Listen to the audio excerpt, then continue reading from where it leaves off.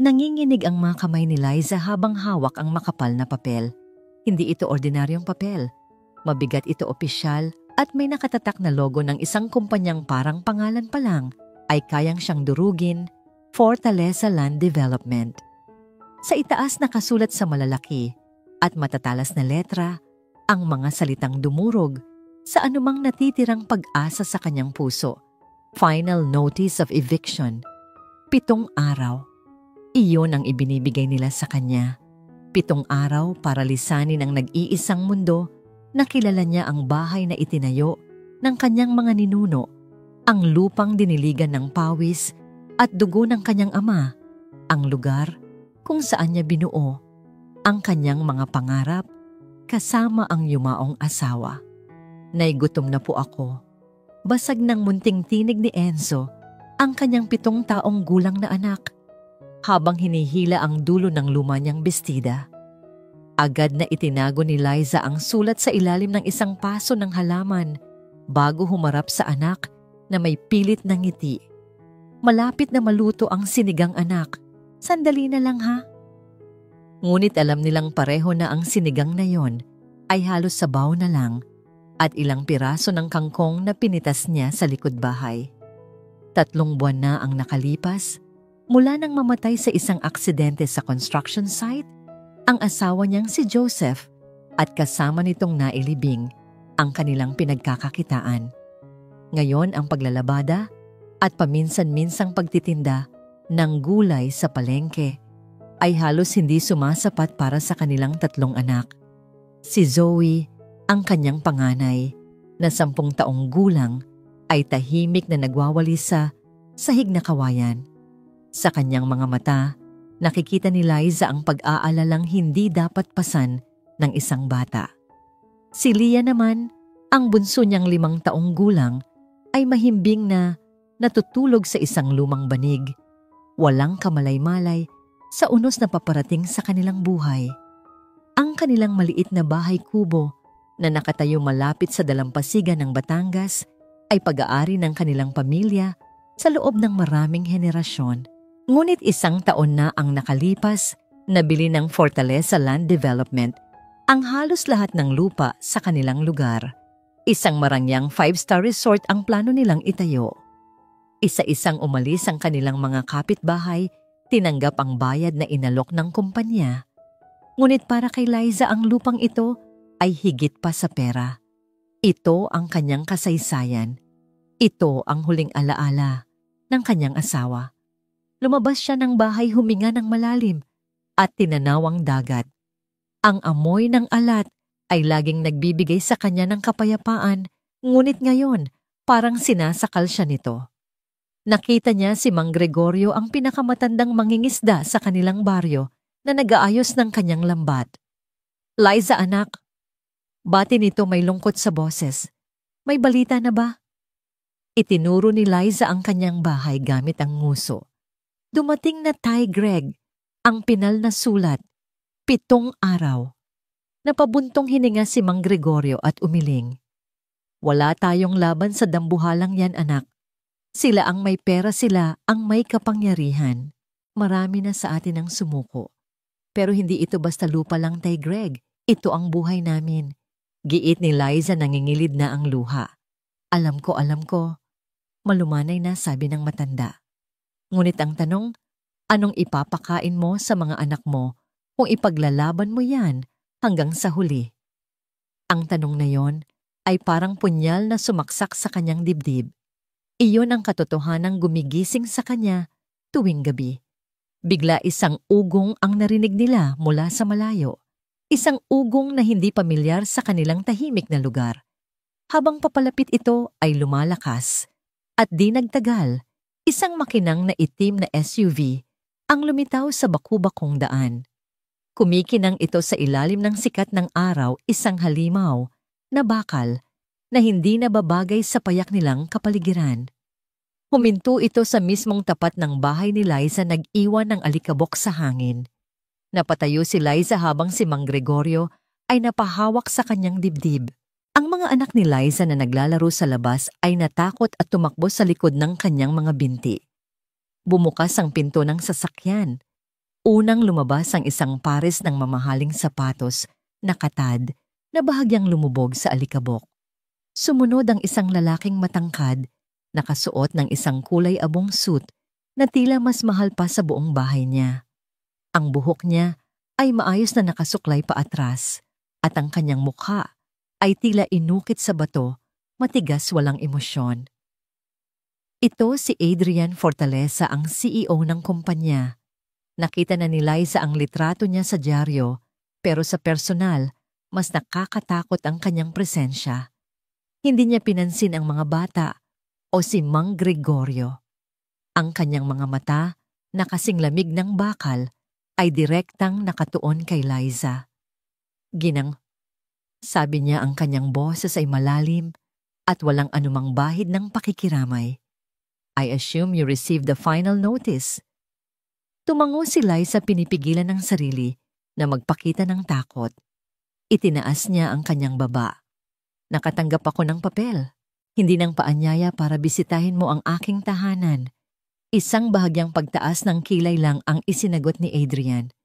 I am here to ensure that you understand the gravity of the situation. This is not a negotiation. The project will proceed as scheduled. At paano kami? Sumbat ni Liza, ang kanyang boses ay nagsisimulang manginig sa galit at kawalan ng pag-asa. Paano ang mga anak ko? Itatapon niyo na lang kami na parang basura. That is not my concern.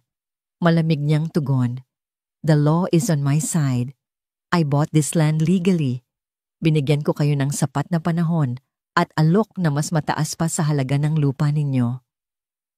Hindi na bibili ng pera ang lahat, Ginoong Fortaleza. Halos pabulong na, sabi ni Liza. Ang tahanan na ito, dito namatay ang asawa ko. Dito unang tumawa ang bunso ko. Bawat sulok nito ay may alaala. Sa unang pagkakataon, tila may nagbago sa mga mata ni Adrian. Isang saglit na kislap ng isang bagay na hindi mabasa ni Liza. Ngunit nawala rin ito agad. Memories don't build economic zones, ma'am. Sabi niya habang inaayos ang kanyang mamahaling relos. I am giving you 7 days.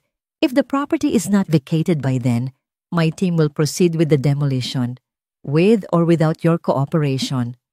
Tumalikod na siya at nagsimulang maglakad pabalik sa kanyang sasakyan na para bang tapos na ang usapan at si Liza ay isa lamang maliit na aberya sa kanyang malaking plano. Ang pag-alis niya ay kasing bilis ng kanyang pagdating. Iniwan silang nilalamon ng alikabok at ng bigat ng kanyang mga salita. Niyakap ni Liza ang kanyang mga anak. Ang mga luhang kanina pa niya pinipigilan ay malaya nang bumagsak sa kanilang mga buhok. Nakatingin siya sa papalayong sasakyan, isang itim na tuldok sa abot tanaw na kumakatawan sa lahat ng kanyang kinatatakutan. 7 araw, bulong niya sa hangin. Ang mga salitang iyon ay umalingaw-ngaw sa kanyang isipan, isang hatol na nagbabadya ng katapusan ng lahat ng mayroon siya. Pagkaalis ng itim na SUV, ang alikabok na iniwan nito ay dahan-dahang bumagsak na, tila kumot ng abo na tumabon sa kanilang pag-asa. Nananatiling nakayakap si Liza sa kanyang 2 anak, habang ang bunso niyang si Leah ay kumawala at humakbang pasulong. Tumingala ang bata sa landas, na tinahak ng sasakyan. Ang kanyang mga mata ay puno ng inosenteng pagtataka. Humarap siya sa kanyang ina at nagtanong sa matinis nitong boses, isang tanong na simple ngunit kasing bigat ng bato. Nay, bakit po niya kukunin ang bahay natin? Masama po ba tayong tao? Ang tanong na yon ang tuluyang nagpabagsak sa lahat ng pader na itinatayo ni Liza. Lumuhod siya at niyakap ng mahigpit ang bunso. Hindi, anak. Hindi tayo masama. Halos pautal niyang sabi habang hinahagka ng buhok. Buhok nito na amoy araw. Hindi ko hahayaang mawala ang bahay natin, pangako. Ngunit sa loob-loob niya ang pangakong iyon ay hungkag. Sa loob ng marangyang sasakyan, ang katahimikan ay halos nakakabingi. Si Adrian Fortaleza ay nakatingin sa labas ng bintana, ngunit hindi ang mga puno ng niyog o ang asul na dagat ang kanyang nakikita. Sa bawat pagpikit ng kanyang mga mata, ang nakikita niya ay ang mukha ng munting batang babae, ang mga mata nitong puno ng tanong. Bakit po niya kukunin ang bahay natin? Ang boses na yon ay umalingaw-ngaw sa kanyang isipan, isang matinis na tunog na bumasag sa nagyayelong pader na matagal na niyang itinayo sa paligid ng kanyang puso. Ipinikit niya ang kanyang mga mata ng mariin. Bigla ang mukha ni Leah ay nag-iba, naging mukha ng isa pang batang babae mula sa nakaraan. Ang kanyang sariling anak na babae si Angela na kinuha ng lagnat 10 taon na ang nakalipas. Ganoon din ang mga mata, ganoon din ka-inosente. Sir, diretso na po tayo sa opisina. Tanong ng kanyang driver, binasag ang katahimikan. Hindi sumagot si Adrian. Kinuha niya ang kanyang telepono at tiningnan ang schedule, mga pulong, mga numero, mga kontrata, mga bagay na dati nagbibigay buhay sa kanya ngunit ngayon ay tila walang kabuluhan. Kanselahin mo lahat ng appointments ko ngayong hapon. Utos niya ang kanyang boses ay bahagyang paos. Iuwi mo ako. Ang kanyang mansyon ay malawak at malamig, isang monumento ng kanyang tagumpay at ng kanyang kalungkutan. Pumasok siya at sinalubong siya ng nakakabinging katahimikan. Nagbuhos siya ng isang baso ng whiskey, ngunit hindi niya ito ininom. Tumayo siya sa harap ng malawak na bintanang salamin na nakatanaw sa perpekto niyang hardin. Lahat ng ito, ang yaman, ang kapangyarihan, itinayo niya ito para takasan ang sakit. Ginawa niyang abala ang sarili sa pagpapalago ng kanyang imperyo para hindi niya marinig ang mga multo ng nakaraan. Ngunit ngayon, isang babaeng may marusing na damit at 3 anak ang nagawang gisingin ang lahat ng yon sa isang iglap lang. Hindi siya nakatulog ng gabing iyon. Ang imahe ng mag-iinang, magkakayakap, ang determinasyon sa mga mata ni Liza, ang takot sa mga mata ng mga bata. Para itong lason na unti-unting kumakalat sa kanyang sistema. Kinabukasan, bago pa man sumikat ang araw, gumawa siya ng isang desisyon. Isang desisyon na labag sa lahat ng kanyang business instincts. Isang desisyon na hindi niya maintindihan. Tinawagan niya ang kanyang driver. Ihanda mo ang sasakyan. Babalik tayo sa Batangas. Nagulat si Liza nang makita ang itim na SUV na muling huminto sa tapat ng kanyang bahay. Katatapos lang niyang pakainin ng almusal ang mga bata. Agad siyang kinabahan. Araw pa lang ng Martes. May 5 araw pa siya. Bakit ito bumalik? Bumaba si Adrian mula sa sasakyan. Ngayon, hindi na siya nakasuot. Nakasuot siya ng simpleng itim na polo shirt at slacks. Wala ang aura ng isang CEO na handang manindak. Sa halip, mukha siyang isang taong pagod at maraming iniisip. Ginoong fortaleza. Simula ni Lisa ang kanyang boses ay matigas at handa sa anumang banta. Sinabi kong meron pa akong 5 araw. Hindi siya pinansin ni Adrian. Sa halip, iginala niya ang kanyang paningin sa paligid, sa maliit na bakuran, sa mga paso ng halaman na may tanim na sili, sa mga lumang tsinelas na nakakalat sa may pintuan. Nasaan ang mga anak mo? Tanong niya, mas malumanay ang boses kaysa kahapon. Nasa loob, mabilis na sagot ni Liza na tila isang inahing manok na poprotekta sa kanyang mga sisiw. Anong kailangan niyo sa kanila? Tumingin si Adrian sa kanya at sa pagkakataong ito, nakita ni Liza ang isang bagay na kakaiba sa mga mata nito. Hindi na ito kasing lamig ng bakal. Mayroon itong bahid ng pagod o marahil pagsisisi. Hindi sila ang kailangan ko, sabi ni Adrian bago huminga ng malalim. Tila kinukuha niya ang lahat ng kanyang lakas para sabihin ang susunod. Ikaw, napakunot ang noo ni Liza. Ako. May alok ako para sa'yo. Diretsong sabi ni Adrian. Napatawa si Liza ng mapakla. Alok, anong klaseng alok? Mas malaking bayad para lisanin ko ang aking tahanan. Pasensya na, pero hindi. Hindi putol ni Adrian. Isang trabaho. Natigilan si Liza. Trabaho. Ang mansyon ko. Paliwanag ni Adrian. Malaki iyon. Tahimik, walang buhay. Matagal nang wala itong tagapamahala. Kailangan ko ng isang house manager. Isang taong mag-aasikaso sa bahay sa mga katulong sa kusina. Isang taong magbibigay buhay muli sa lugar na yon. Tinitigan siya ni Liza na para bang nababaliw na ito. At sa dinami-rami ng tao sa mundo, ako ang inaalok nyo. Ang babaeng sinusubukan nyong palayasin. Ito ang alok. Pagpapatuloy ni Adrian, hindi pinapansin ang sarkasmo sa boses ni Liza. Ikaw at ang iyong mga anak ay maaaring tumira sa aking property. May isang maliit na bahay doon para sa foreman na matagal ng bakante. Maayos iyon, may 2 kwarto at sariling kusina. Bilang kapalit magtatrabaho ka bilang tagapamahala sa mansyon.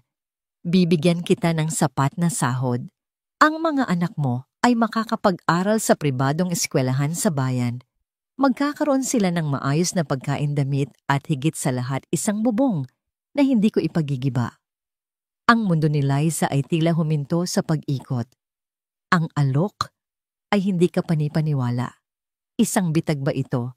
Isang uri ng masamang biro. Bakit? Iyon lang ang salitang lumabas sa kanyang bibig. Bakit nyo ito ginagawa?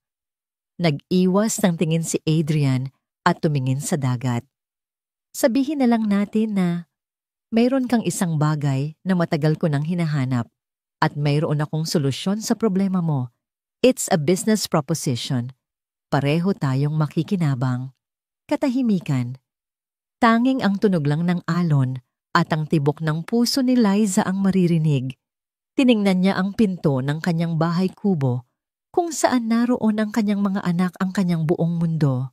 Inisip niya ang kanilang mga tiyan na walang laman ang kanilang kinabukasan na walang kasiguraduhan. Ang lalaking ito ang kanilang kalaban, ang demonyong sumisira sa kanilang buhay.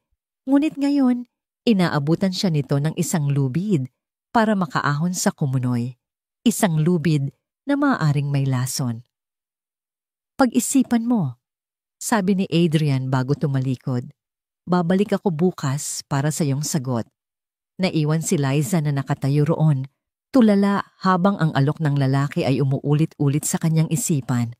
Isang alok na maaaring maging kanilang kaligtasan o ang simula ng isang mas malalang bangungot. Ang desisyon ay nasa kanyang mga kamay at hindi niya alam kung alin ang mas nakakatakot, ang tumanggi o ang pumayag. Ang bakal na tarangkahan ng mansyon ng mga fortaleza ay dambuhala at nakakatakot, tila bibig ng isang halimaw na handang lumamon sa kanila ng buo. Dahan-dahang bumukas ito nang walang ingay at habang pumapasok ang sasakyan, sa malawak na driveway ang 3 bata ay napanganga. Wow, bulong ni Leah, ang muka ay nakadikit sa bintana. Naipalasyo po ba ito? Hindi makasagot si Liza. Ang salitang mansyon ay kulang para ilarawan ang nakikita niya. Ang istruktura ay moderno gawa sa salamin at konkreto, napapalibutan ng hardin na mas malawak pa sa buong baryo nila. Bawat damo ay tila sinukat, bawat halaman ay nasa perpektong pwesto. Malamig, perpekto, walang kaluluwa. Pagbaba nila, sinalubong sila ng isang babaeng nasa mga 50 anyos, nakasuot ng plansadong uniforme. Ang buhok nito ay nakapusod ng mahigpit at ang kanyang mukha ay walang emosyon. Ako si Puring ang mayordoma. Sabi nito, ang boses ay matigas at formal. Tiningnan niya si Liza mula ulo hanggang paa, isang mabilis na sulyap na puno ng paghatol. Sumunod kayo sa akin. Ihahatid ko kayo sa tinutukoy na foreman's cottage. Ang cottage ay mas malaki at mas matibay pa sa dati nilang bahay. May 2 itong silid, maliit na sala at kusinang may gripo na may tumutulong tubig. Para sa mga bata, isa itong paraiso. Agad silang nagtakbuhan sa loob, tuwang-tuwa sa malilinis na kama na may malalambot na kutsyon. Ngunit para kay Liza, Ang bawat sulok ng lugar na ito ay isang paalala na sila ay mga dayuhan, mga basahan sa gitna ng isang palasyo. Kinabukasan sinimulan ni Liza ang kanyang trabaho.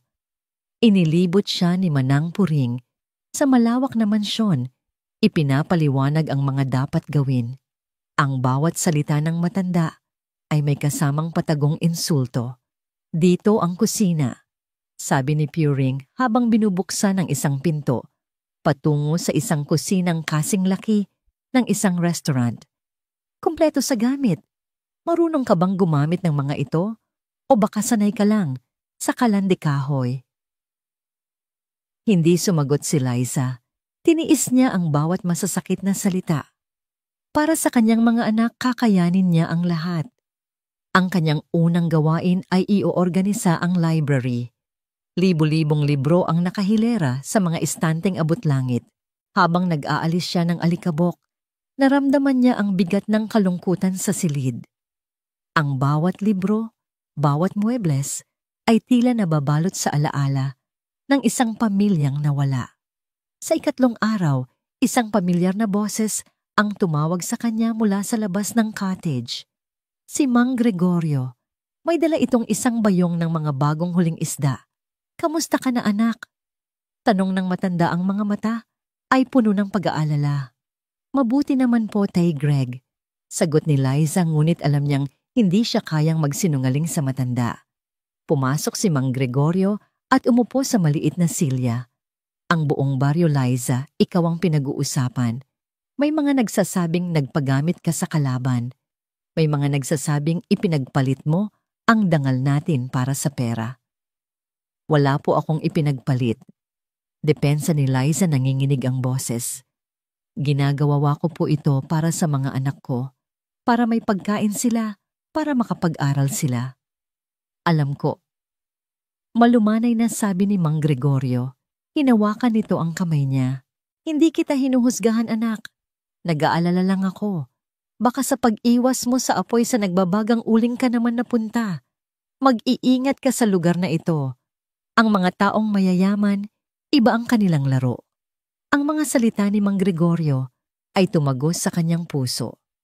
Nang gabing iyon, habang natutulog na ang kanyang mga anak, nagpasya siyang gawin ang isang bagay na hindi iniutos sa kanya. Pumasok siya sa malaking kusina ng mansyon at nagsimulang magluto. Isang simpleng sinigang na baboy, ang paboritong pagkain ng yumaon niyang asawa.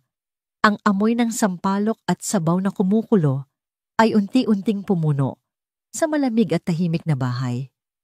Hindi niya alam na umuwi na pala si Adrian. Karaniwan dumidiretso ito sa kanyang opisina o kumakain mag-isa sa kanyang kwarto. Ngunit ngayon, ang pamilyar na amoy ay tila humila sa kanya pababa.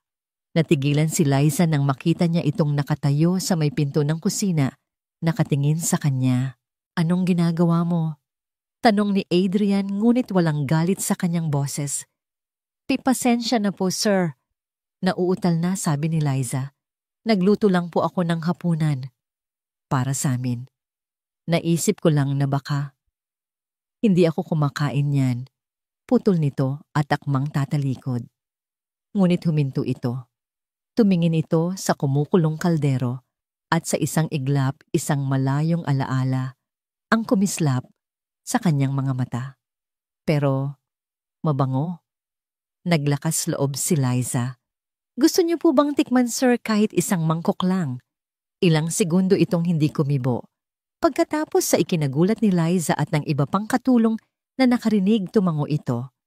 Sa unang pagkakataon sa loob ng maraming taon, umupo si Adrian Fortaleza sa mahabang lamesa ng kanyang dining hall. Inihain ni Liza ang isang mangkok ng mainit na sinigang. Tahimik itong kumain, walang nagsasalita. Tanging ang tunog ng kutsara at tinidor ang maririnig. Pagkatapos ng unang subo, huminto si Adrian. Ipinikit niya ang kanyang mga mata. Nang imulat niya ito, tumingin siya kay Liza.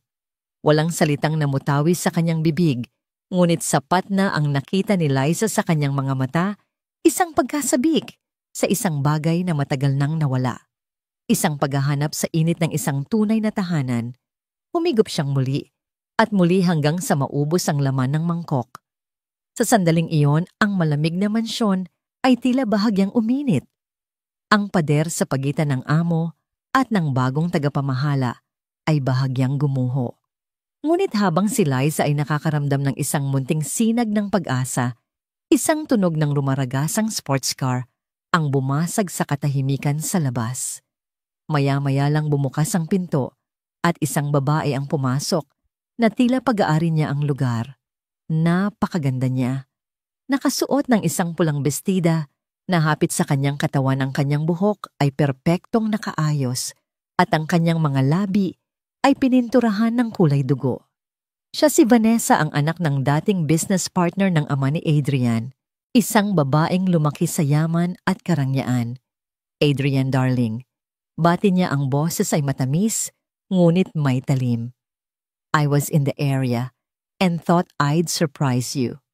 Ngunit ang kanyang ngiti ay naglaho nang makita niya si Liza na nakatayo, malapit sa lamesa, hawak ang mangkok na pinagkainan ni Adrian.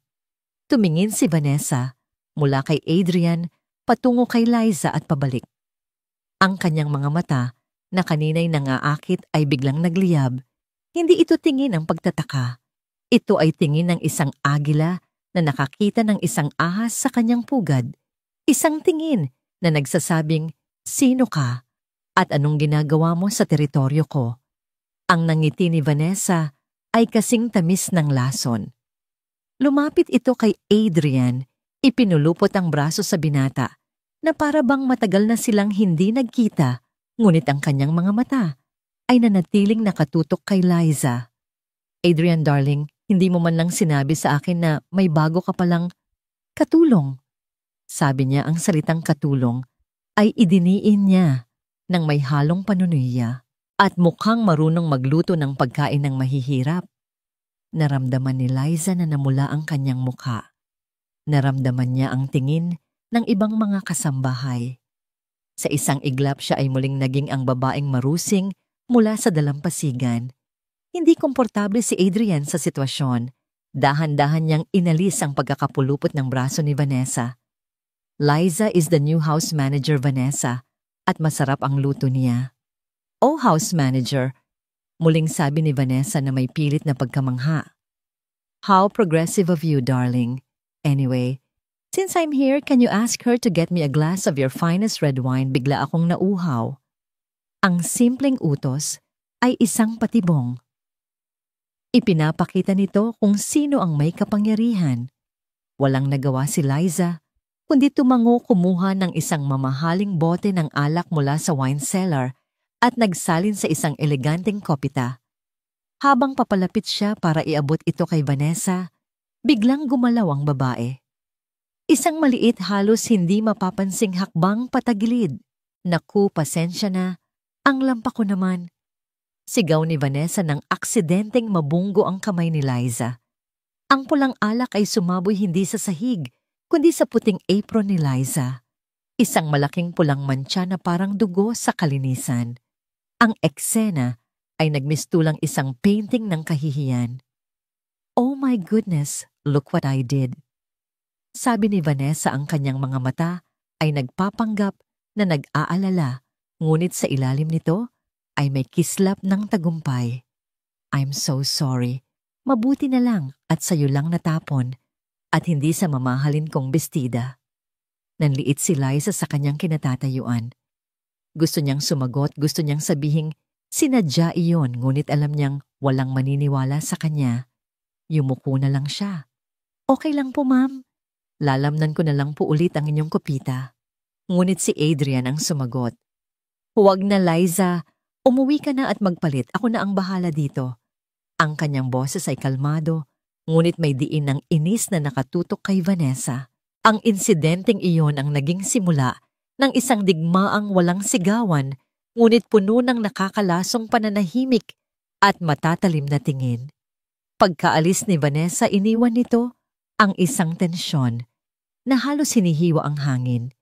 Si Adrian, sa halip na bumalik sa kanyang pag-iisa, ay lumapit kay Liza. "Pasensya ka na roon." Sabi niya, ang boses ay mababa at may bahid ng hiya. Vanessa can be difficult. Isang simpleng tango lang ang isinagot ni Liza. Ngunit sa loob niya ang maliit na paghingi ng tawad na yon ay mas malakas pa sa anumang sigaw. Ito ang unang pagkakataon na naramdaman niyang nakita siya ng lalaki bilang isang tao, hindi lang bilang isang problema o isang empleyado. Sa mga sumunod na linggo, isang hindi inaasahang routine ang nabuo. Si Adrian ay nagsimulang umuwi ng mas maaga. Hindi na siya nagkukulong sa kanyang opisina. Madalas makikita niya itong nakatayo sa may hardin tahimik na pinapanood ang mga bata habang naglalaro. Isang hapon nakita ni Liza si Enzo na nakakunot ang noo habang nakaharap sa kanyang notebook ng math. Lumapit si Adrian sa bata. "May problema ba, kampiyon?" "Hindi ko po maintindihan, sir," sabi ni Enzo na hihiya. Sa ikinagulat ni Liza, umupo si Adrian sa tabi ng kanyang anak. Kinuha nito ang lapis at sa isang malinis na papel, matiyaga nitong ipinaliwanag ang leksyon sa paraang maiintindihan ng isang bata. Pinapanood sila ni Liza mula sa bintana ng kusina. Ang kanyang puso ay sabay na pinipiga at pinapalambot.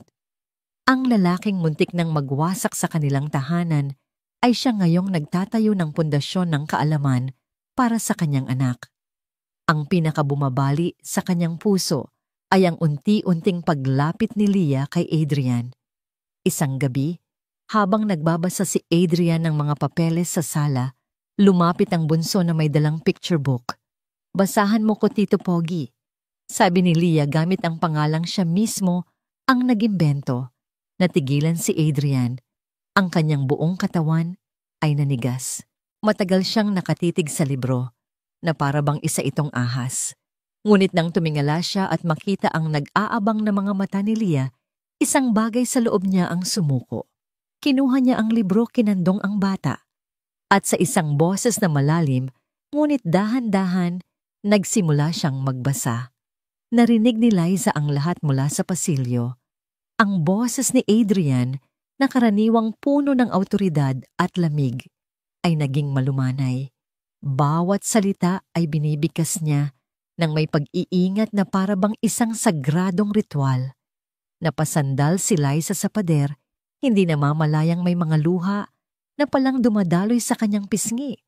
Mga luhang dala ng pasasalamat pagkalito at isang damdaming mapanganib na hindi niya dapat maramdaman.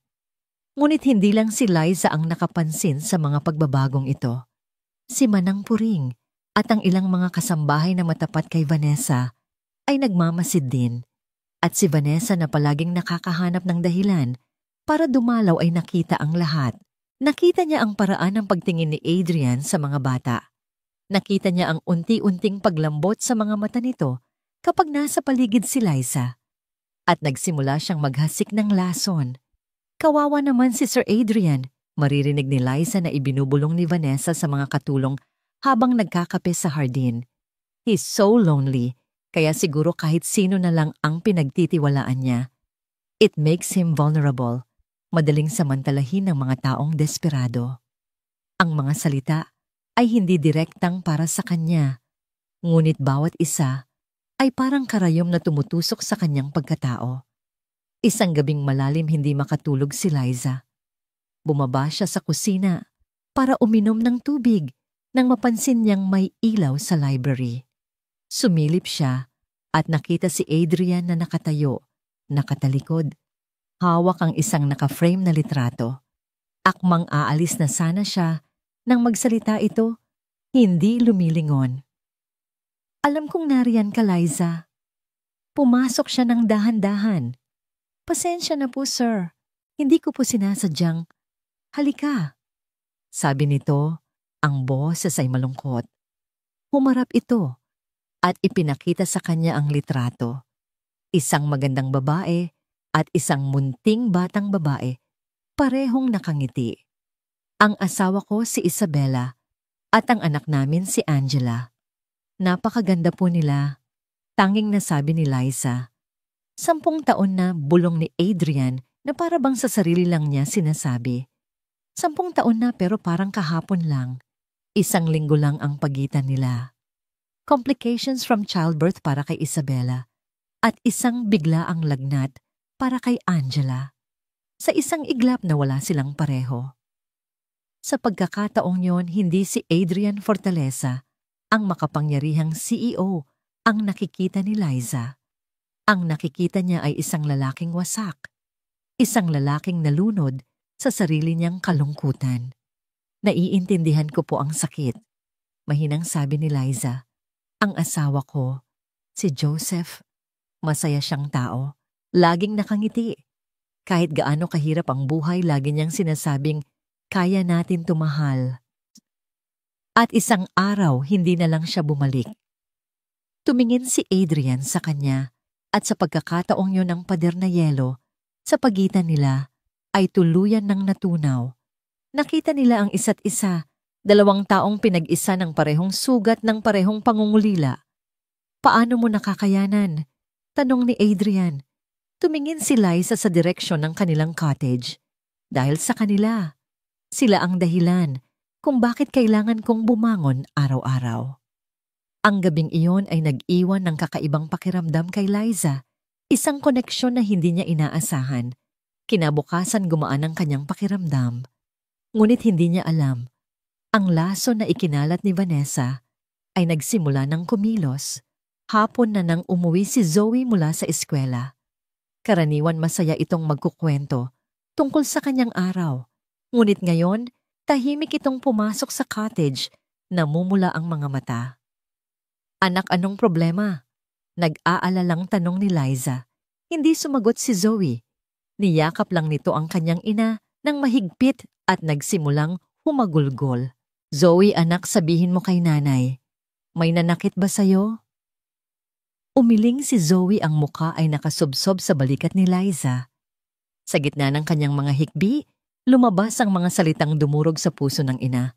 Sabi po nila sa school, sabi po nila, katulong lang daw kita na nilalandi ang amo para magkapera. Ang mga salita ni Zoe ay parang asido na tumunaw sa puso ni Liza. Ang bawat hikbi ng kanyang anak ay isang sampal sa kanyang mukha, isang paalala sa kahihiyang ipinapataw sa kanila ng mundo. Niyakap niya ng mahigpit ang bata, hinahayaan itong umiyak hanggang sa mapagod, habang sa loob niya isang bagyo ng galit at sakit ang namumuo. Galit sa mga taong mapanghusga, galit kay Vanessa, galit sa kanyang sarili dahil hinayaan niyang mapunta ang kanyang pamilya sa ganitong sitwasyon. Hindi pa natatagalan, naririnig nila ang pagdating ng sasakyan ni Adrian. Nakaugalian na nitong dumaan muna sa cottage para kumustahin ang mga bata bago umakyat sa mansyon. Nakita niya agad ang namumugtong mga mata ni Zoe at ang madilim na anyo ni Liza. Anong nangyari? Tanong niya. Ang kanyang boses ay agad na nag-iba, naging seryoso at puno ng pag-aalala. Nag-atubili si Liza na sabihin ang totoo. Ayaw niyang maging dahilan ng gulo. Ngunit nang makita niya ang patuloy na pag-agos ng luha sa mga mata ng kanyang anak, nawala ang lahat ng kanyang pag-aalinlangan. Tinukso siya sa eskwelahan. Sabi ni Liza, ang boses ay nanginginig ngunit matatag. Sinabihan siya ng mga kaklase niya na ang ina niya ay isang malandi. Isang nakakabinging katahimikan ang bumalot sa silid. Ang mukha ni Adrian ay dahan-dahang nag-iba. Ang pag-aalala ay napalitan ng isang malamig at nakakatakot na galit. Ang kanyang mga panga ay nagtiim at ang kanyang mga mata na sa mga nakaraang linggo ay lumambot ay muling naging kasing talim ng bakal. Sino ang nagsabi? Mariin niyang tanong. Hindi na mahalaga kung sino, sabi ni Liza. Ang mahalaga ay ang epekto sa anak ko. Mahalaga kung sino, giit ni Adrian bago tumalikod at naglakad palabas. Ako na ang bahala rito. Kinabukasan isang bagay na hindi inaasahan ang nangyari. Dumating si Adrian sa pribadong paaralan sakay ng kanyang itim na SUV. Naglakad siya papasok sa opisina ng prinsipal na may awtoridad na hindi matatawaran. Walang nakakaalam kung ano ang eksaktong pinag-usapan nila. Ang tanging narinig ng mga guro ay ang kalmado ngunit may diin na boses ni Adrian na nagsasabing, "Hindi ko papayagan na ang paaralang ito ay maging lugar ng bullying at paninirang puri, lalo na kung ang sangkot ay pamilya ng isang taong nasa ilalim ng aking proteksyon." Nang hapong iyon, isang formal na paghingi ng tawad ang ginawa ng mga batang nanukso kay Zoe sa harap ng kanilang klase at ng kanilang mga magulang. Ang balita ay kumalat na parang apoy. Si Adrian Fortaleza, ang taong kinatatakutan ng lahat, ay personal na ipinagtanggol ang anak ng kanyang house manager. Ang kilos na yon ay isang deklarasyon. Para kay Liza ito ay isang nakakalito, ngunit hindi maikakailangang pagpapakita ng malasakit. Para kay Vanessa, ito ay isang direktang sampal sa kanyang mukha. Naintindihan niyang hindi na ito simpleng pagtulong lang. May mas malalim nang nangyayari. Dumating ang tag-ulan. Ang malalakas na buhos ng ulan ay tila naghuhugas sa alikabok ng tag-araw, ngunit kasabay nito ay nagdadala ng kakaibang kalungkutan. Isang gabing Biyernes, habang mahimbing nang natutulog ang mga bata, isang malakas na kulog ang yumanig sa buong kabahayan na sinundan ng biglaang pagkawala ng kuryente. Ang buong mansyon ay binalot ng kadiliman. Kumuha si Liza ng kandila at sinindihan ito. Habang tinitingnan niya ang apoy, naalala niya ang mga gabing ganito kasama si Joseph kung kailan sila ay magkukwentuhan lang sa ilalim ng liwanag ng gasera. Isang pamilyar na kirot ang gumuhit sa kanyang puso. Biglang bumukas ang pinto ng cottage. Si Adrian, basa ang kanyang buhok at damit. "Liza, okay lang kayo?" "Okay lang kami, sir. Sanay kami sa ganito." "Huwag mo na akong tawaging sir." Sabi nito, ang boses ay bahagyang iba sa dilim. "Adrian," tumango lang si Liza. Ang liwanag ng kandila ay lumilikha ng mga anino. Sa mukha ni Adrian nagpapalambot sa kanyang matitigas na tampok. "Kumain ka na ba?" tanong ni Liza. Umiling ito. "Hindi pa. Galing ako sa isang meeting. Nawalan ng kuryente sa buong lugar. May natira pa akong adobo. Gusto mo?" Naupo sila sa maliit na lamesa sa harap ng isang plato ng adobong manok at kanin sa ilalim ng nag-iisang liwanag ng kandila. Ang ulan sa labas ay malakas na tila lumilikha ng isang maliit na mundo para lamang sa kanilang dalawa. Nagkwentuhan sila tungkol sa mga pangarap ni Liza para sa kanyang mga anak. Tungkol sa kalungkutan ni Adrian sa kanyang malaking bahay. Walang halong pagkukunwari, walang pader sa pagitan ng amo at empleyado. Dalawang kaluluwa lang na naghahanap ng koneksyon. "Hindi ko alam kung anong nangyayari sa akin, Liza." Pag-amin ni Adrian ang kanyang mga mata ay nakatitig sa apoy ng kandila. "Sa loob ng 10 taon ang buhay ko ay numero at kontrata lang. Ngayon hinahanap-hanap ko ang pag-uwi. Hinahanap ko ang ingay ng mga anak mo. Hinahanap kita." Ang kanyang huling mga salita ay parang isang bulong ngunit umalingaw-ngaw ito sa buong pagkatao ni Liza. Itinaas niya ang kanyang tingin at sinalubong ang mga mata nito. Sa liwanag ng kandila, nakita niya ang isang bagay na matagal na niyang hindi nakikita sa mga mata ng isang lalaki, isang pagtingin na puno ng paghanga, respeto at isang malalim na pangungulila. "Hindi ito tama, Adrian," sabi ni Liza, ang kanyang boses ay nanginginig. "Langit ka lupa ako. Sasaktan lang natin ang isa't isa." "Paano kung mali ka?" sabi ni Adrian. Dahan-dahan siyang tumayo, lumapit kay Liza at marahang hinawakan ang kanyang pisngi. Ang kanyang kamay ay mainit sa malamig niyang balat. "Paano kung ikaw ang langit na matagal ko nang hinihintay?" Ang puso ni Liza ay kumakarera. Ang isip niya ay sumisigaw ng hindi. Ngunit ang kanyang katawan ay hindi gumagalaw. Ang buong paligid ay tila nawala ang ulan, ang kulog ang mansyon. Tanging sila na lang dalawa, Dahan-dahan inilapit ni Adrian ang kanyang mukha sa kanya. At sa ilalim ng liwanag ng kandila, sa saliw ng malakas na buhos ng ulan, hinalikan niya ito. Isang halik na hindi mapusok, kundi puno ng pag-iingat at pananabik. Isang halik na naglalaman ng 10 taon ng kalungkutan at pag-iisa. Sa unang segundo naniga si Liza, ngunit pagkatapos isang bagay sa loob niya ang sumuko. Ipinikit niya ang kanyang mga mata at tinugon ang halik hinahayaan ng sarili na malunod sa emosyong matagal na niyang ikinaila. Ngunit hindi nila alam sa gitna ng kadiliman sa labas, may isang taong hindi natutulog. Isang taong nagmamasid.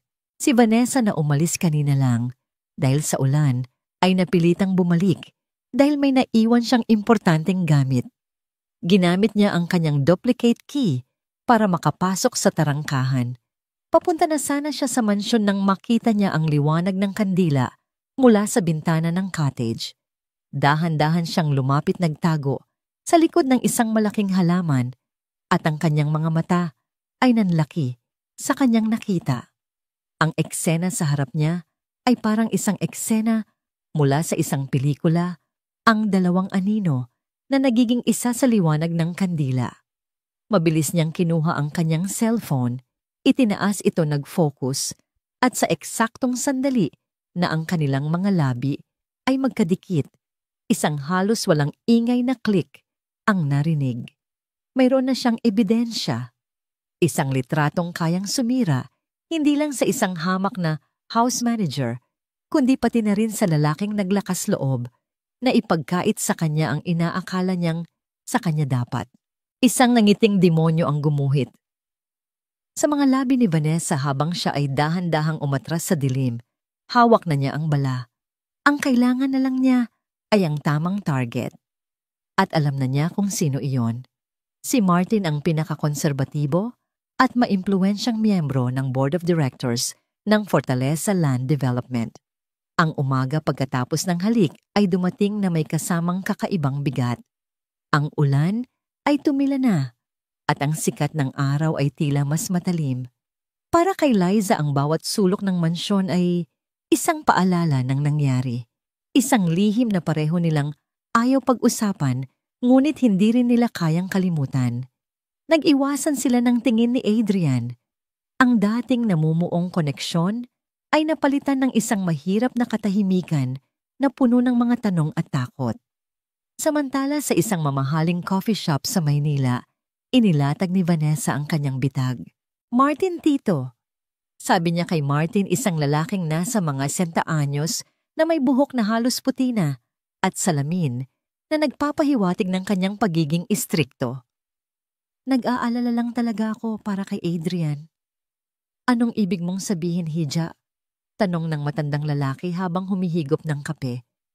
Alam naman nating lahat kung gaano siya nagdusa at ngayon, tila naliligaw siya ng landas. Malungkot na sabi ni Vanessa.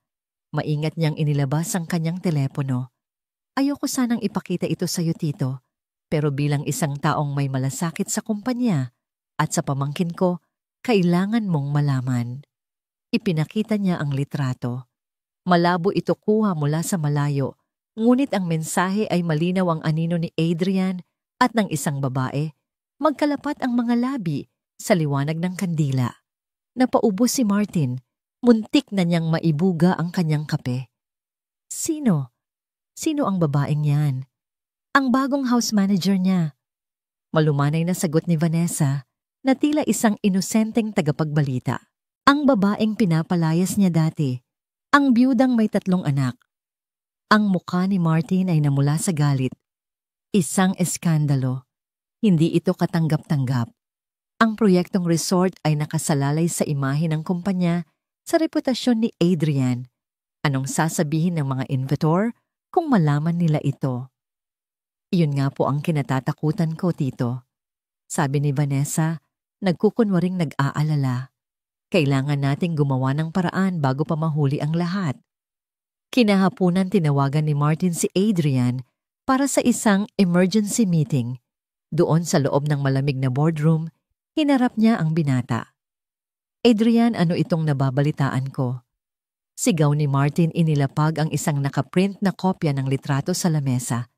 Isang relasyon sa isang empleyado, sa isang babaeng. Hindi natin kalibel pinapahamak mo ang pangalan ng pamilya at ang kinabukasan ng kumpanya. Nagulat si Adrian, yan hindi dahil sa litrato, kundi dahil sa bilis ng pagkalat nito. Alam niyang si Vanessa lang ang maaaring gumawa nito. Martin, wala kang alam sa... Wala akong gustong malaman. Putol ng matanda. Ayusin mo ito, Adrian. Alisin mo ang babaeng yan sa pamamahay mo at sa buhay mo. Kung hindi, mapipilitan akong magpatawag ng board meeting para pag-usapan ang iyong competence bilang CEO. Ang banta ay malinaw. Ang kinabukasan ng kumpanya, ang proyektong pinaghirapan niya ay nakasabit sa isang sinulid. Ang lason ay hindi huminto doon. Tiniyak ni Vanessa na ang chismis ay aabot hanggang sa pinakamababang antas ng lipunan. Ang dating mga kapitbahay ni Liza na may inggit sa magandang buhay nito ay madaling naging mga instrumento. Araw ng Sabado, Palengke Day. Nagpaalam si Liza kay Adrian na mamamalengke siya sa bayan para ipagluto ang mga bata ng kanilang mga paborito. Ito ang una niyang paglabas sa komunidad mula nang lumipat siya. Habang naglalakad siya sa masikip at maputik na pasilyo ng palengke, naramdaman niya agad ang pagbabago. Ang mga dating bumabati sa kanya ay umiiwas ng tingin. Ang iba ay nagbubulungan habang siya ay dumadaan. Ayan na siya. Ang swerte naman, no? Isang kindat lang asenso agad. Naku, hindi na yan swerte, te. Diskarte ang tawag dyan. Gamitin ang pagiging biyuda. Pinilit ni Liza na huwag pansinin ang mga salita. Itinuon niya ang kanyang pansin sa pagpili ng gulay, ngunit habang nagbabayad siya sa isang tinderang dati niyang kaibigan, hinarang siya ng isang grupo ng mga babae. Pinangungunahan ito ni Aling Nita, isang kilalang tsismosa sa kanilang lugar na may utang na loob kay Vanessa dahil tinulungan nito ang kanyang anak noon. Uy, si Liza ang reyna ng mansyon. Malakas na sabi ni Aling Nita para marinig ng lahat. Kamusta na ang buhay mayaman? Masarap ba ang tulog sa malambot na kama? Lalo na kung may katabi. Nagtawanan ng mga kasama nito. Wala kayong karapatang pagsalitaan ako ng ganyan. Matigas na sabi ni Liza, mahigpit ang hawak sa kanyang bayong. Aba, nagalit ang madam. Pang-aasar ni Aling Nita. Lumapit ito sa kanya, halos idikit ang mukha nito. Makinig ka, Liza. Akala mo kung sino ka na. Huwag mong isipin na dahil nakatira ka sa mansyon, isa ka na sa kanila. Sa mata namin, isa ka pa ring hamak na byuda na ahas. Inahas mo ang dapat ay para kay Ma'am Vanessa. Hindi totoo yan, sigaw ni Liza. Hindi totoo, sabi ni Aling Nita, at bigla may inilabas itong putik mula sa isang balde sa tabi ng tindahan ng isda. Para sa mga katulad mong makapal ang mukha, eto ang bagay sa'yo. At akmang ipapahid nito ang putik sa mukha ni Liza ng isang bagay sa loob ni Liza ang sumabog. Ang lahat ng sakit, ang lahat ng kahihiyan, ang lahat ng pagtitimpi, lahat ay nawala. Binitiwan niya ang kanyang bayong. Sa tabi niya ay may isang nagtitinda ng palamig na may malaking balde ng malamig na tubig na may yelo. Walang pag-aalinlangan kinuha ni Liza ang balde. Splash! Ang buong laman ng balde, ang malamig na tubig at mga piraso ng yelo ay bumuhos sa ulo ni Aling Nita. Ang babae ay natigilan basang-basa, nanginginig sa gulat at lamig. Ang buong palengke ay natahimik bago sumabog sa sigawan. Walang hiya ka, sigaw ni Aling Nita. At sinugod si Liza. Nagsimula ang isang gulo. Nagtulakan, nagsabunutan. Ang mga paninda ay nagbagsakan. Ang mga tao ay nag-umpukan, may sumisigaw, may nanonood lang. Sa gitna ng lahat si Liza na hindi na ang babaeng laging yumuyuko. Si Liza na lumalaban. Ipinagtatanggol niya hindi lang ang kanyang sarili, kundi ang dangal ng kanyang mga anak. Sa gitna ng kaguluhan, isang itim na SUV ang pilit na humahawi sa daan. Huminto ito at mabilis na bumaba si Adrian. Nag-aalala siya. dahil hindi pa umuuwi si Liza, kaya sinundan niya ito. Ang nakita niya ay isang eksenang hindi niya malilimutan si Liza na may gusot na buhok at punit na manggas matapang na nakikipagsigawan sa gitna ng palengke. Tama na. Sigaw ni Adrian ang kanyang boses ay parang kulog na nagpatigil sa lahat. Ang lahat ay napatingin sa kanya. Ang gulo ay biglang huminto. Mabilis na lumapit si Adrian kay Liza. Hinawakan ito sa braso at hinila palayo sa damdong. Halika na, marin niyang sabi. Umalis na tayo dito. Habang isinasakay niya si Liza sa sasakyan, ang mga mata ng lahat ay nasa kanila mga matang puno ng paghusga, inggit at ngayon, takot. Nakita ni Liza ang mukha ni Aling Nita na puno ng galit at pagkatalo. At sa sandaling iyon, alam ni Liza na ang ginawa niya, tama man o mali, ay may malaking kabayaran. Ang digmaan ay hindi na patago. Hayagan na. Ang biyahe pabalik sa mansyon ay binalot ng isang mabigat at nakakabinging katahimikan. Hindi magkatinginan si Liza at Adrian. Si Liza nakatingin sa labas ng bintana, pinipigilan ang mga luhang nagbabadyang tumulo. Ang kanyang katawan ay nanginginig pa rin sa galit at adrenaline. Si Adrian naman, ang mga kamay ay mahigpit na nakahawak sa manibela. Ang kanyang panga ay nagtitiim sa pigil na galit-galit sa mga taong nangapi kay Liza at galit sa sarili dahil alam niyang siya ang dahilan ng lahat ng ito. Pagdating nila sa mansyon, walang salitang namagitan. Dumiretso si Liza sa cottage habang si Adrian naman ay nagkulong sa kanyang opisina. Alam nilang pareho na ang nangyari sa palengke ay hindi lang isang simpleng away. Ito ay isang deklarasyon ng giyera at ang buong komunidad ang kanilang kalaban. Para kay Vanessa, ang balita tungkol sa gulo sa palengke ay musika sa kanyang mga tainga.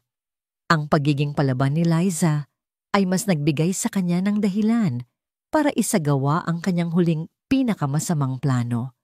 Hindi sapat na palabasin si Liza na isang mga agaw. Kailangan niyang wasakin ang pagkatao nito nang walang anumang bahid ng pagdududa. Ginamit niya ang kanyang pera at impluwensya. Nagbayad siya ng isang magaling na investigator na marunong gumawa ng mga pekeng dokumento. Ang kanyang target, ang yumaong asawa ni Liza, si Joseph, isang taong wala na rito para ipagtanggol ang sarili. Makalipas ang isang linggo, kumalat ang isang imbitasyon sa buong komunidad. Isang community meeting na ipinatawag ni Vanessa na gaganapin sa bulwagan ng simbahan. Ang pakay daw ay para pag-usapan ang moralidad at kapayapaan sa kanilang lugar. Isang pakay na marangal sa panlabas ngunit may nakatagong lason sa loob. Tiniyak ni Vanessa na ang mga pinuno ng komunidad ay darating ang pari, ang kapitan ng barangay at si Mang Gregorio na nirerespeto ng lahat. Nakarating ang balita kay Liza. Alam niyang isa itong patibong. Huwag kang pumunta, sabi ni Adrian. Kaya ko silang harapin. Hindi. Matatag na sagot ni Liza. Kung ang pangalan ko at ng yumaon kong asawa ang dudungisan nila, haharapin ko sila. Hindi ako magtatago na parang isang duwag. Dumating sila sa simbahan. Ang bulwagan ay puno ng tao. Ang mga bulungan ay huminto nang pumasok si Liza at Adrian. Lahat ng mata ay nakatutok sa kanila, puno ng pag-uusisa at paghusga. Umupo sila sa likuran, ngunit alam nilang sila ang sentro ng atensyon. Tumayo si Vanessa sa harapan, ang kanyang mukha ay puno ng pekeng kabanalan at pag-aalala. Mga kababayan, nagpapasalamat ako sa inyong pagdalo. Ipinatawag ko ang pulong na ito dahil sa isang mabigat na dahilan. May kinalaman ito sa integridad ng ating komunidad at sa isang taong pinagkatiwalaan nating lahat. Ang kanyang mga mata ay direktang tumama kay Liza. May mga impormasyon akong nakalap. Pagpapatuloy niya habang may inaabot sa kanyang katulong na isang folder. Impormasyon tungkol sa nakaraan ni Ginang Liza at ng kanyang yumaong asawa si Ginoong Joseph. Binuksan niya ang folder at nagsimulang maglabas ng mga dokumento. Ayon sa aking investigasyon, si Ginoong Joseph ay hindi ang ulirang asawa na ating inaakala. Siya ay sangkot sa iligal na sugal. Isang bulungan ng gulat ang kumalat sa mga tao. Napakapit ng mahigpit si Liza sa braso ng upuan. Sinungaling. Gusto niyang isigaw ngunit walang boses na lumalabas. Narito.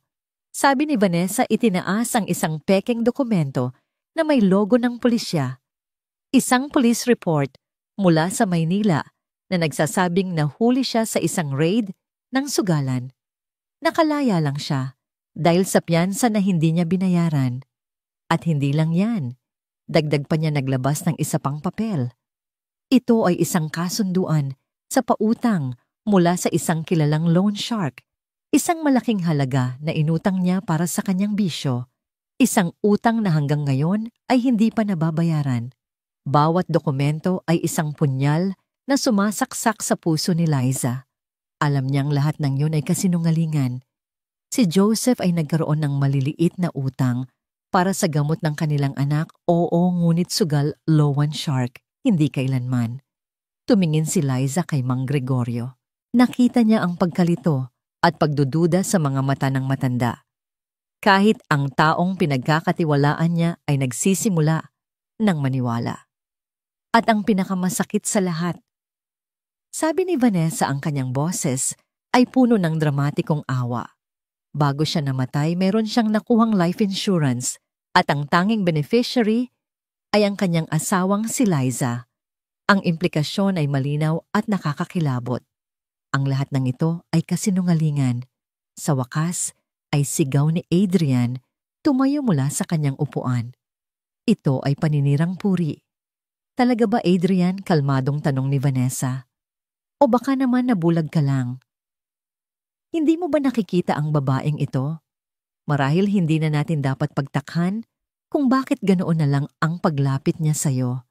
Desperado siyang makahanap ng bagong sponsor.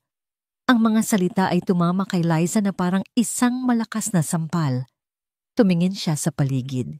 Ang kanyang mga dating kaibigan, ang kanyang mga kapitbahay, lahat sila ay nakatingin sa kanya na may halong pagkamuhi at pandidiri. Kahit hindi totoo ang mga paratang, ang duda ay naitanim na. Ang kanyang pangalan at ang alaala ng kanyang asawa ay nawasak sa harap ng buong komunidad. Nakita niya ang hinaharap. Ang kanyang mga anak muling tutuksuhin sa eskwela, hindi na bilang anak ng malandi, kundi bilang anak ng isang sugugarol at sinungaling. Nakita niya si Adrian, ang kanyang pangalan ay madudungisan, ang kanyang kumpanya ay maaapektuhan. Hindi niya ito papayagan. Sa isang iglap ng nakakabinging kalinawan, alam na niya ang dapat gawin. Dahan-dahan siyang tumayo. Ang kanyang mukha ay putlang-putla, ngunit ang kanyang mga mata ay puno ng isang nakakatakot na determinasyon. Lahat ay natahimik nag-aabang sa kanyang sasabihin. Tumingin siya hindi kay Vanessa kundi sa buong komunidad. Kung ang pag-alis ko sa lugar na ito ang magdudulot ng kapayapaan na inyong hinahanap, sabi niya, ang kanyang boses ay basag ngunit malinaw. Kung ang paglayo ko kay Ginoong Fortaleza ang magpapatunay na wala akong masamang intensyon, huminga siya ng malalim, pinipiga ang bawat salita mula sa kanyang durog na puso. Aalis kami ng mga anak ko, ngayon din. Ang deklarasyon ni Liza ay bumagsak sa bulwagan na parang isang bomba. Natahimik ang lahat kahit si Vanessa ay natigilan sa bilis ng mga pangyayari. Liza, huwag mong gawin to. Pabulong na sabi ni Adrian, hinawakan ang braso niya. Ngunit marahan itong inalis ni Liza. Tapos na, Adrian. Sabi niya, ang kanyang mga mata ay walang buhay, tila isang basong nabasag na hindi na muling mabubuo. Panalo na sila. Hindi na niya hinintay ang reaksyon ng iba. Tumalikod siya at naglakad palabas ng simbahan. Ang kanyang bawat hakbang ay mabigat na para bang pasan niya ang lahat ng paghusga ng buong mundo. Sumunod si Adrian, ngunit hindi na niya ito mapigilan. Pagdating nila sa cottage, ang mga bata ay masayang naglalaro. Walang kamalay-malay sa bagyong sumira sa buhay ng kanilang ina. Nang makita sila ni Liza isang bagong lakas, ang kanyang naramdaman, ang determinasyong protektahan sila mula sa lason ng komunidad. Zoe and Zulia, tawag niya ang kanyang boses, ay pilit pinapakalma. Mag-empake kayo ng mga damit nyo. Aalis na tayo. Saan po tayo pupunta, Nay? Tanong ni Zoe may pag-aalala sa kanyang mukha. Babalik tayo sa dati nating bahay. Pagsisinungaling ni Liza. Sa totoo lang, wala siyang ideya kung saan sila pupunta. Ang alam lang niya ay kailangan nilang umalis. Pumasok si Adrian, sa cottage ang kanyang mukha ay puno ng desperasyon. Liza, pakinggan mo ako. Huwag kang padalos-dalos kasi nungalingan ang lahat ng yon. Maghahanap ako ng paraan para patunayan. Paraan?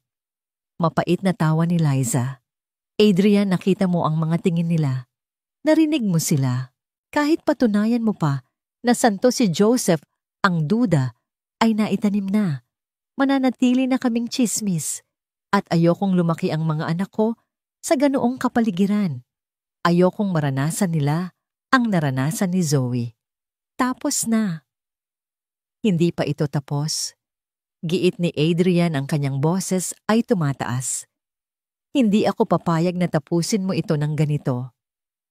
Kumuha si Liza ng isang piraso ng papel at nagsimulang magsulat.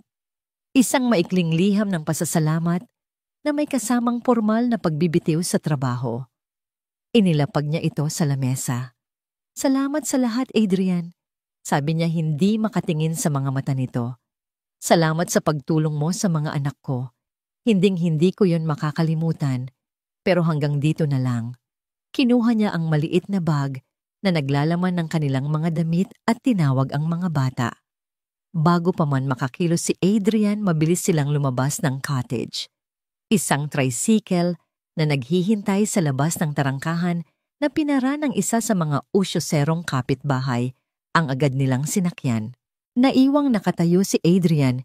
Sa gitna ng cottage, hawak ang sulat. Ang amoy ni Liza at ng mga bata ay nasa hangin pa, ngunit sila ay wala na. Isang nakakabinging katahimikan ang pumalit sa dating masayang ingay. Sa isang iglap, bumalik siya sa dati isang lalaking mag-isa sa isang malaki at walang buhay na bahay.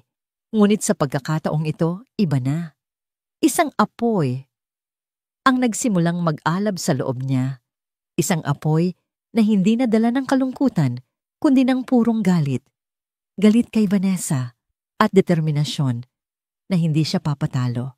Kinuha niya ang kanyang telepono at tinawagan ang kanyang personal na abogado sa Maynila. Tony, kailangan kita ngayon.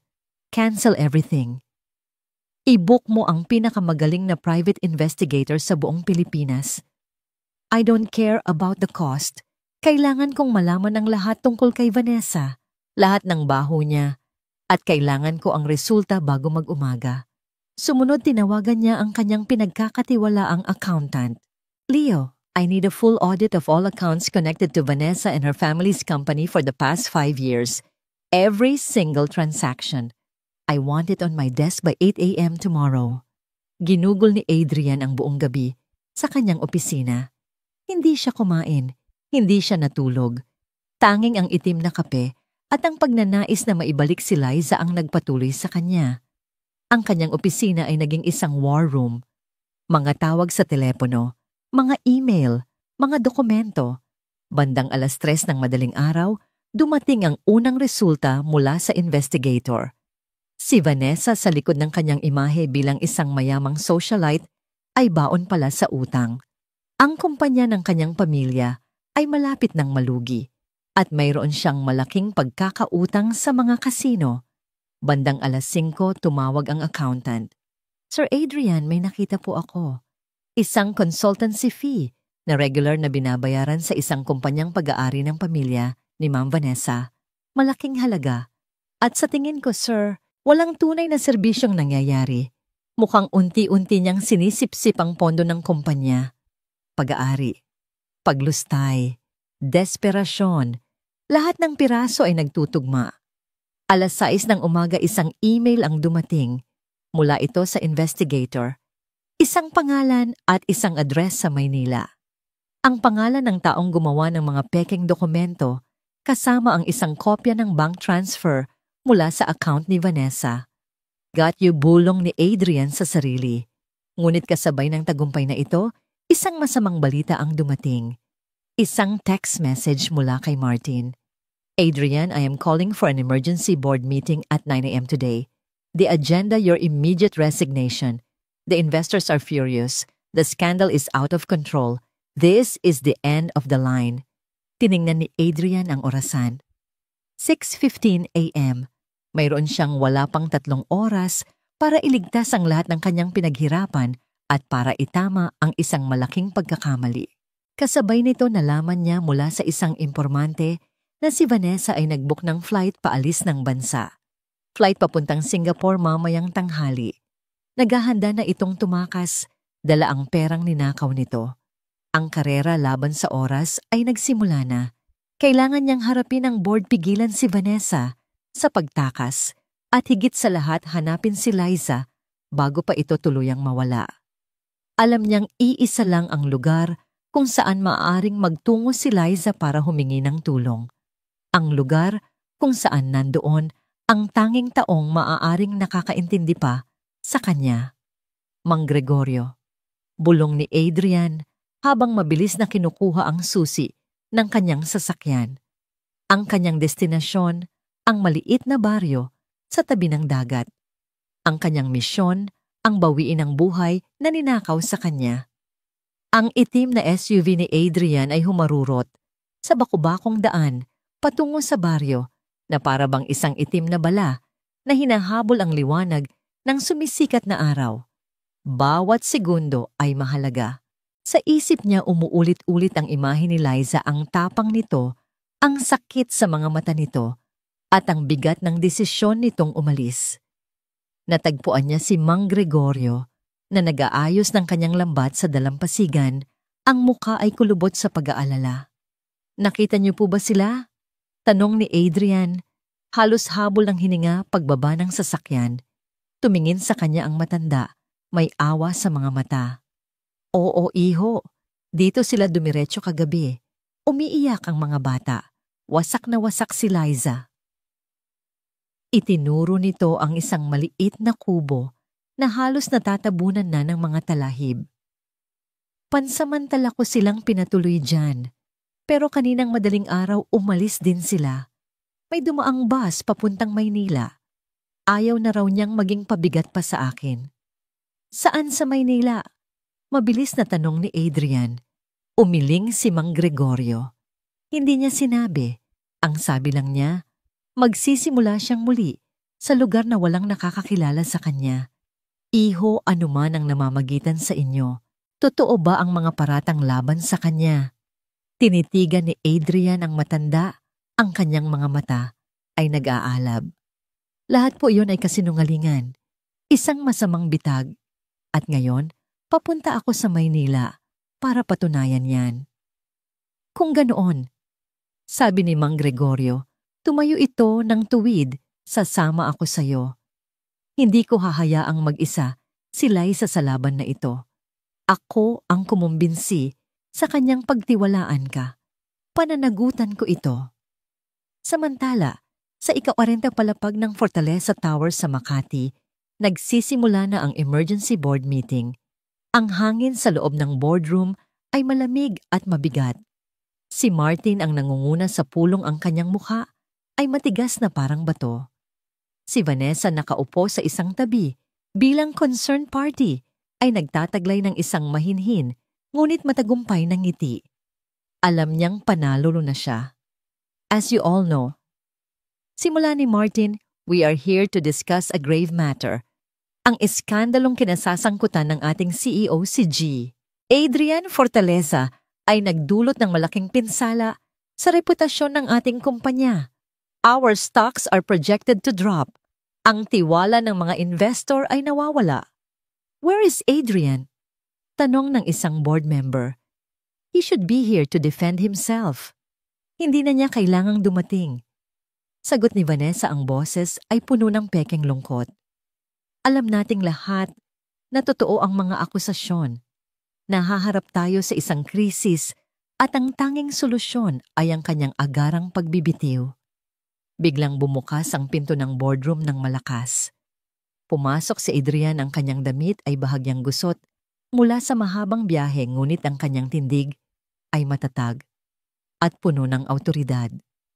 Sa likod niya nakasunod si Mang Gregorio, ang simpleng mangingisda na tila nawawala sa karangyaan ng lugar, ngunit ang kanyang presensya ay may bigat ng katotohanan. "Pasensya na at nahuli ako," sabi ni Adrian. Ang kanyang malamig na tingin ay direktang ipinukol kay Vanessa. Ang ngiti sa mga labi ng babae ay bahagyang naglaho. "May mga importanteng ebidensya lang akong kinalap." Naglakad siya papunta sa harap, dala ang isang itim na briefcase. "Martin, mga miyembro ng board, totoo nahaharap tayo sa isang krisis, ngunit hindi dahil sa isang pekeng eskandalo. Ang krisis ay dahil sa isang magnanakaw na nasa loob mismo ng silid na ito." Binuksan niya ang briefcase at inilatag sa lamesa ang mga dokumento isa-isa. "Ito sa iyo," sabi niya. Itinaas ang isang bank statement, ay patunay na sa loob ng 3 taon, si Miss Vanessa ay sistematikong naglilipat ng pondo mula sa Fortaleza Land patungo sa isang shell company na pag-ari ng kanyang pamilya sa ilalim ng pangalang consultancy fees. 1 milyong piso kada buwan. Nanlaki ang mga mata ng mga board members. Si Vanessa ay namutla. "Ito naman," sabi pa ni Adrian. Inilabas ang mga papeles mula sa kasino, ay mga demand letter mula sa 3 malalaking kasino. Patunay na si Ms. Vanessa ay may utang na aabot sa 20 milyong piso dahil sa kanyang bisyo sa pagsusugal. "Kasinungalingan yan," sigaw ni Vanessa na patayo. "Gawa-gawa niya lang yan para protektahan ang kabit niya." "Gawa-gawa?" Malamig na tanong ni Adrian. "Kung ganoon, baka magustuhan niyo ito." Itinuro niya ang malaking screen sa likod niya. Isang video ang nagplay. Isang lalaki, ang mukha ay malabo, ang nag-iisang nagsasalita. Ito ang taong binayaran ni Vanessa para gumawa ng mga pekeng dokumento. "Opo, binayaran po ako ni Ma'am Vanessa ng 200,000 piso para gawin ang mga pekeng police report at loan agreement laban kay Ginoong Joseph," sabi ng lalaki sa video. "Narito po ang kopya ng bank transfer na ipinadala niya sa akin." Ang boardroom ay napuno ng bulungan at pagkabigla. Si Vanessa ay tila binuhusan ng malamig na tubig. Wala na siyang masabi. Ang buong kwento tungkol kay Liza at sa kanyang asawa. Pagpapatuloy ni Adrian ang kanyang boses ay umalingaw-ngaw sa buong silid, ay isang desperadong gawa ng isang babaeng desperadong takpan ang sarili niyang pagnanakaw at pagkabaon sa utang. Ginawa niya ito dahil natakot siyang malaman ko ang katotohanan, lalo na nang makita niyang may isang taong nagbibigay sa akin ng tunay na kaligayahan, isang bagay na hindi niya kayang ibigay. Sa gitna ng kaguluhan, isang pinto sa gilid ng boardroom ang bumukas. Pumasok si Liza. Natagpuan siya ni Mang Gregorio sa isang bus terminal sa Pasay ilang minuto bago ito tuluyang umalis. Kinumbinsi siya ng matanda na bumalik at harapin ang laban. "Kung hindi para sa iyo, gawin mo. Para sa dangal ng asawa mo at para sa kinabukasan ng mga anak mo," sabi nito. Nang makita ni Vanessa si Liza, ang lahat ng kanyang pagkukunwari ay nawala. Napalitan ito ng purong puot. "Ikaw," sigaw niya. Itinuro si Liza. "Ikaw ang may kasalanan ng lahat ng ito. Isa kang basura. Isang hamak na byuda na may mga palamuning anak. Hindi ka nababagay dito." Ang mga salitang palamuning anak ang nagpaningas sa apoy na matagal nang pinigilan ni Liza. Ang lahat ng sakit, lahat ng pang-aapi ay nag-uumapaw. Hindi na siya nagsalita. Naglakad siya ng diretso patungo kay Vanessa. Ang bawat hakbang niya ay matatag. Ang kanyang mga mata ay nag-aapoy. At sa harap ng buong board of directors, sa harap ng mga taong humusga sa kanya, pak Isang malutong at malakas na sampal ang dumapo sa pisngi ni Vanessa. Ang tunog ay umalingaw-ngaw sa tahimik na silid. Napahawak si Vanessa sa kanyang namumulang pisngi, hindi makapaniwala sa nangyari. Sa parehong sandali, bumukas ang pangunahing pinto at pumasok ang dalawang unipormadong pulis. "Vanessa," kalmadong sabi ni Adrian, "you are under arrest for fraud, theft, and defamation." Nagsimulang magwala si Vanessa habang kinukuha siya ng mga pulis. "Hindi pa tayo tapos, Adrian, magsisisi ka. Magsisisi kayong lahat." Ngunit walang nakinig. Ang kanyang mga sigaw ay nawala habang isinasara ang pinto. Nang tumahimik na ang lahat ang mga mata, ay muling napunta kay Liza at Adrian. Si Martin ay lumapit sa kanila, ang muka ay puno ng hiya. "Adrian, Liza, patawarin niyo ako." Ngunit hindi siya pinansin ni Adrian. Tumingin lang ito kay Liza, ang babaeng nagtiis, lumaban, at nanatili sa kabila ng lahat. At sa harap ng buong board of directors, sa harap ni Mang Gregorio, sa harap ng lahat ng saksi sa kanilang paghihirap, dahan-dahang lumuhod si Adrian Fortaleza sa isang tuhod. Kinuha niya ang kamay ni Liza. "Liza," sabi niya, ang kanyang boses ay nanginginig sa emosyon. "Patawarin mo ako sa lahat ng sakit na idinulot ko. Patawarin mo ako dahil hindi kita naipagtanggol agad. Sa harap nilang lahat, gusto kong malaman mo. Mahal kita. Mahal na mahal kita higit pa sa kumpanyang ito, higit pa sa anumang yaman. Liza, pakasalan mo ako." Ang tanong ni Adrian ay nanatiling nakabitin sa hangin ng boardroom, mas mabigat at mas makabuluhan kaysa sa anumang corporate decision na nagawa na sa silid na yon. Ang mga luha ay malayang dumaloy sa mga pisngi ni Liza, mga luha, hindi na ng sakit, kundi ng pagkabigla-ginhawa at isang pag-ibig na akala niya ay imposible. Tumingin siya sa paligid, sa mga mukha ng mga miyembro ng board na ngayoy puno ng paghanga. Kay Mang Gregorio, na tahimik na tumatango, may ngiti sa mga labi. At kay Adrian, ang makapangyarihang lalaki na ngayon ay nakaluhod sa kanyang harapan, inialay ang buong mundo nito. Hindi siya nagsalita. Dahan-dahan tumango siya. Isang tango na sumagot sa lahat ng tanong na naghilom sa lahat ng sugat. Isang palakpakan ang nagsimula, pinangunahan ni Martin at sinundan ng buong silid. Sa gitna ng lahat, isinuot ni Adrian ang isang singsing, hindi pa niya ito nabibili. Kaya't ang pansamantalang singsing ay isang simpleng rubber band na kinuha niya mula sa isang tumpok ng dokumento at hinalikan si Liza, isang halik na nagsasara sa kabanata ng kanilang pagdurusa at nagbubukas ng bago.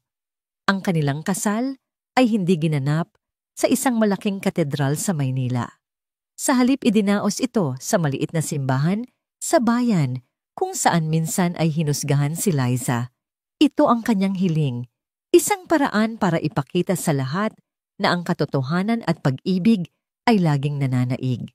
Ang simbahan ay puno, hindi lang ng mga mayayamang kaibigan ni Adrian, kundi pati na rin ng mga simpleng mangingisda at magsasaka mula sa baryo ni Liza.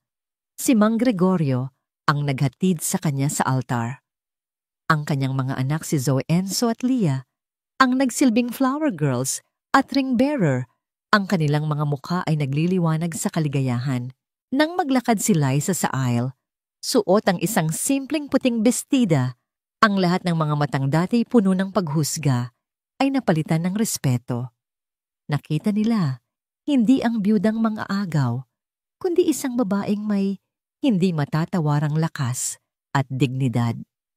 Sa ilalim ng araw ng Batangas, sa harap ng Diyos at ng kanilang komunidad, ipinangako ni na Adrian at Liza ang kanilang buhay sa isa't isa.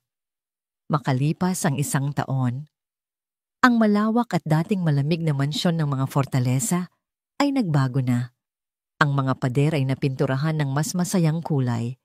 Ang mga bintana ay laging bukas, hinahayaang pumasok ang sinag ng araw at ang amoy ng dagat. Ang hardin ay hindi na lang perpektong mga halaman. Mayroon na itong duyan, isang maliit na tree house at mga laruang nakakalat sa damuhan. Ito ay naging isang tahanan. Si Liza hindi na ang house manager, kundi ang ginang fortaleza ay naging ilaw ng tahanang iyon. Ngunit hindi niya kinalimutan ang kanyang pinanggalingan. Sa tulong ni Adrian, nagtayo siya ng isang foundation para tulungan ang mga pamilya ng mga mangingisda sa kanilang baryo. Nagkaroon ng mga scholarship program para sa mga bata at mga proyektong pangkabuhayan para sa mga biyudang tulad niya. Ang pinakamalaking pagbabago ay nangyari sa plano ng Fortaleza Land. Si Adrian, sa ilalim ng impluwensya ni Liza, ay binago ang buong konsepto ng resort. Sa halip na isang dambuhalang istruktura na sisira sa komunidad, ito ay naging isang eco-luxury resort. Isang bahagi ng lupa ay ginawang isang maayos at modernong relocation site para sa mga dating residente, kumpleto sa isang bagong paaralan at health center. Si Mang Gregorio, na ginawang consultant ng proyekto, ang naging tulay sa pagitan ng kumpanya at ng komunidad. Isang hapon nakatayo si Liza sa malawak na balkonahe ng kanilang silid.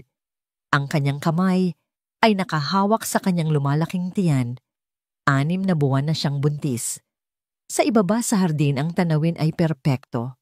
Si Zoe ngayon ay isang masayahin at kumpiyansang dalagita ay tinuturuan si Leah na magbasa sa ilalim ng isang puno ng mangga. Si Enzo naman ay masayang nagpapatakbo ng kanyang bagong aso, isang regalong aspin na inuwi ni Adrian mula sa isang animal shelter. At si Adrian, ang dating malungkot at seryosong CEO, ay nakikipaghabulan sa kanila. Ang kanyang malakas na tawa ay umaalingaw-ngaw sa buong paligid. Lumapit si Adrian sa likuran ni Liza at niyakap ito. Ang kanyang mga kamay ay marahang ipinatong sa tiyan ng asawa. Ano ang iniisip ng mahal ko? Malambing niyang tanong. Ngumiti si Liza at sumandal sa dibdib nito. Iniisip ko lang kung gaano kalayo na ang narating natin. 1 taon na ang nakalipas sa ganitong oras, halos mawalan na ako ng lahat. Ngayon, sobra-sobra pa sa pinangarap ko ang ibinigay sa akin. Hindi ikaw ang binigyan, bulong ni Adrian sa kanyang tainga. Ikaw ang nagbigay. Ibinalik mo ang buhay ko. Ibinigay mo sa akin ang pamilyang ito.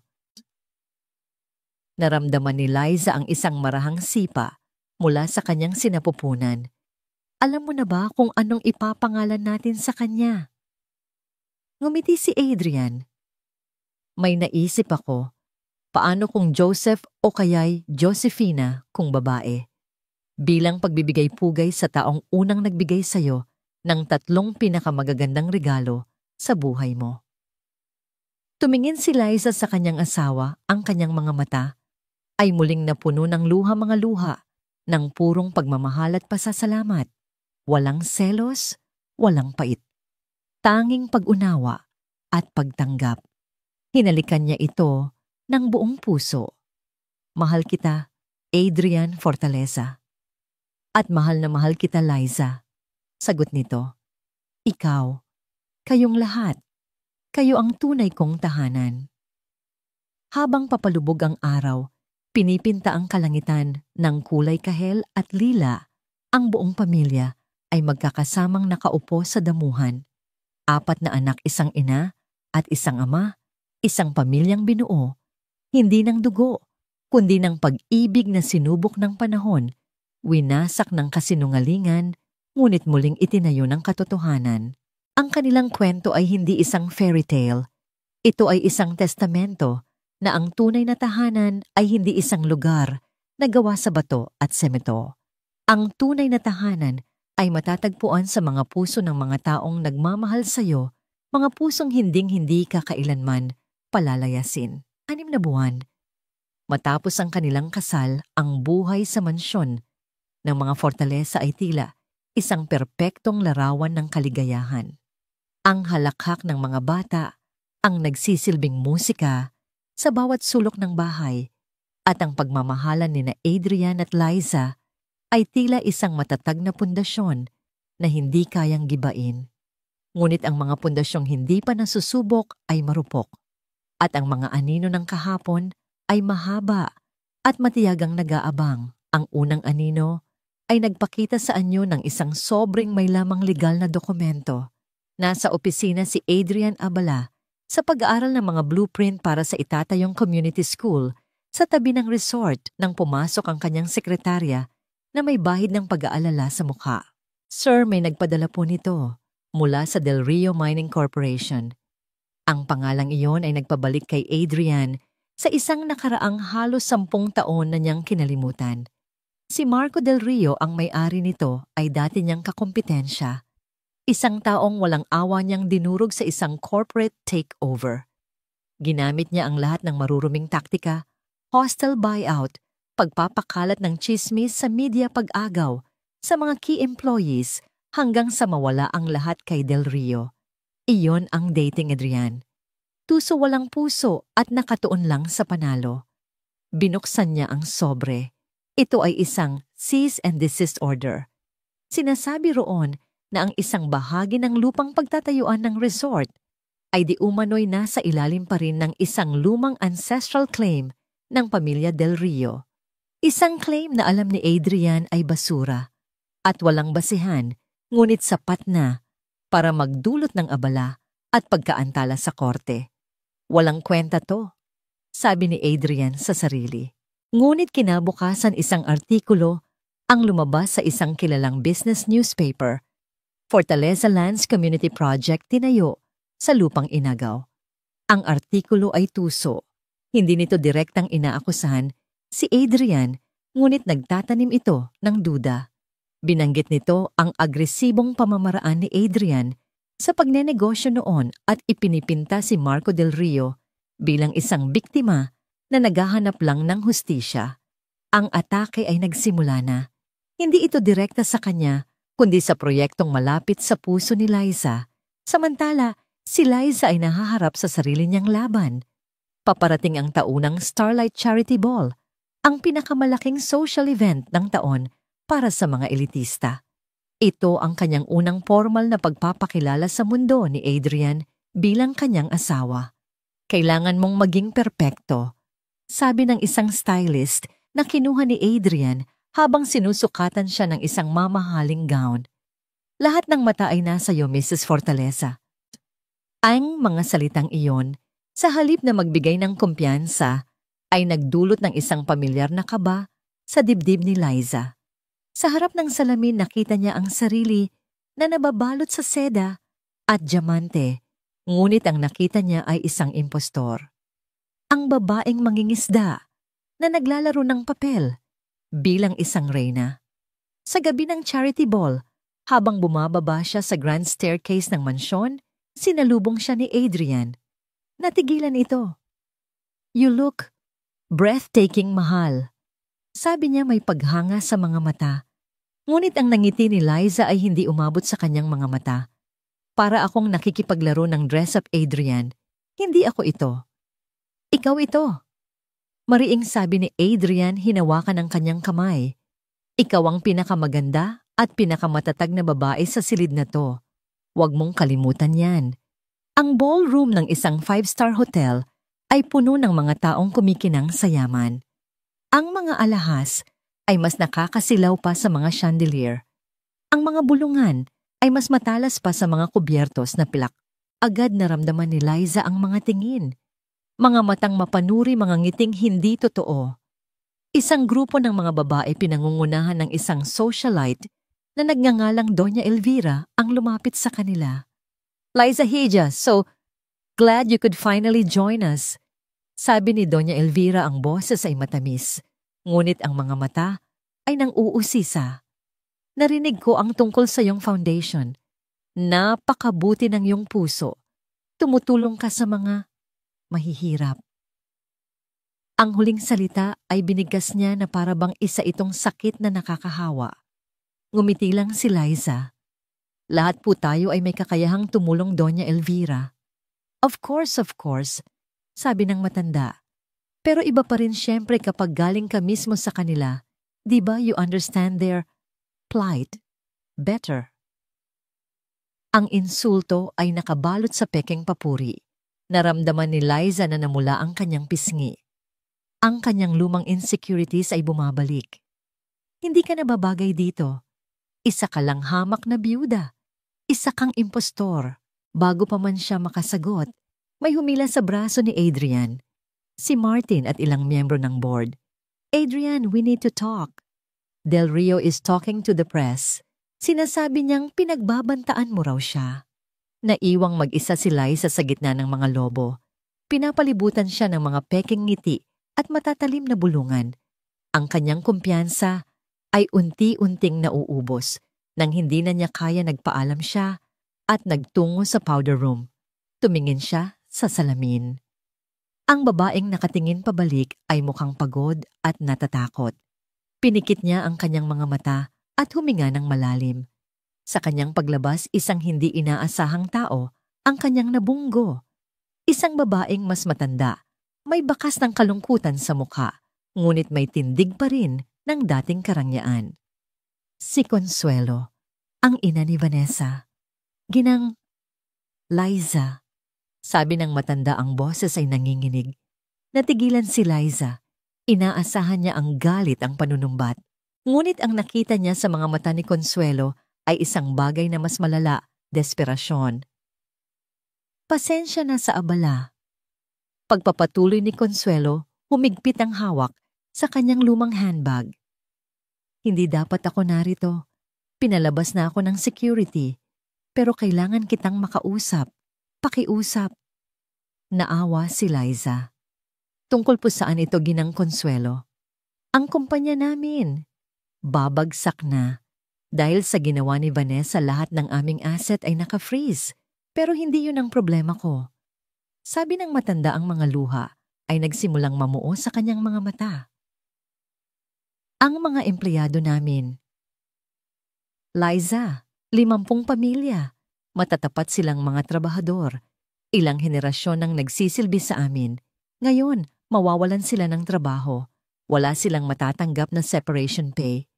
Mauuwi sila sa wala dahil sa kasalanan ng anak ko. Ang mga salita ni Consuelo ay tumama kay Liza na may bigat ng isang malaking bato. Dito sa gitna ng karangyaan at pekeng pag-aalala ng mga elitista sa ballroom, kaharap niya ang isang tunay at desperadong problema. Isang problemang sumasalamin sa kanyang sariling nakaraan. 50 pamilya, 50 Liza na maaaring mawalan ng tahanan at pag-asa. Alam kong wala akong karapatang humingi ng kahit ano sa'yo. Pagpapatuloy ni Consuelo, ang kanyang boses ay basag na. Ang anak ko ay nagdulot ng impyerno sa buhay mo. Pero hindi ko hinihiling ito para sa kanya o para sa akin. Hinihiling ko ito para sa mga inosenteng tao na madadamay.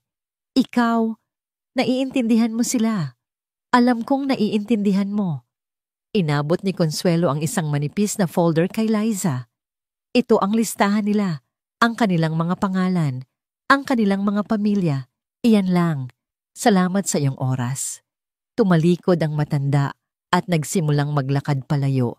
Ang kanyang dating matikas na tindig ay ngayon ay kuba na sa bigat ng kahihiyan at pagkatalo. Naiwan si Liza na hawak-hawak ang folder na para bang hawak niya ang bigat ng 50 buhay sa kanyang mga kamay. Bumalik siya sa ballroom. Ang ingay, ang tawanan, ang musika, lahat ay tila walang kabuluhan. Hinanap ng kanyang mga mata si Adrian na kasalukuyang nasa gitna ng isang mainit na pakikipagtalo kay Marco Del Rio na bigla na lang ding dumating. Ang mukha ni Adrian ay madilim, ang kanyang boses ay may diin ng dating Adrian, malamig, walang pasensya at handang durugin ang sinumang hahadlang. Wala kang makukuha sa akin, Marco, narinig ni Liza na sabi ni Adrian. Subukan mo ako at sisiguraduhin kong kahit ang anino mo ay hindi na muling makakatayo sa industriyang ito. Iyon na, ang lalaking kaya niyang mahalin at ang lalaking kanyang kinatatakutan. Sa sandaling iyon, isang bagay ang nagbago sa loob ni Liza. Ang takot at pag-aalinlangan na kanina'y bumabalot sa kanya ay biglang naglaho. Napalitan ito ng isang matatag at malinaw na determinasyon. Hindi na siya ang babaeng mangingisda na nangangapa sa dilim. Hindi na siya ang impostor na naglalaro ng reyna. Siya si Liza Fortaleza at may sarili siyang kapangyarihan. Naglakad siya ng may bagong kumpiyansa.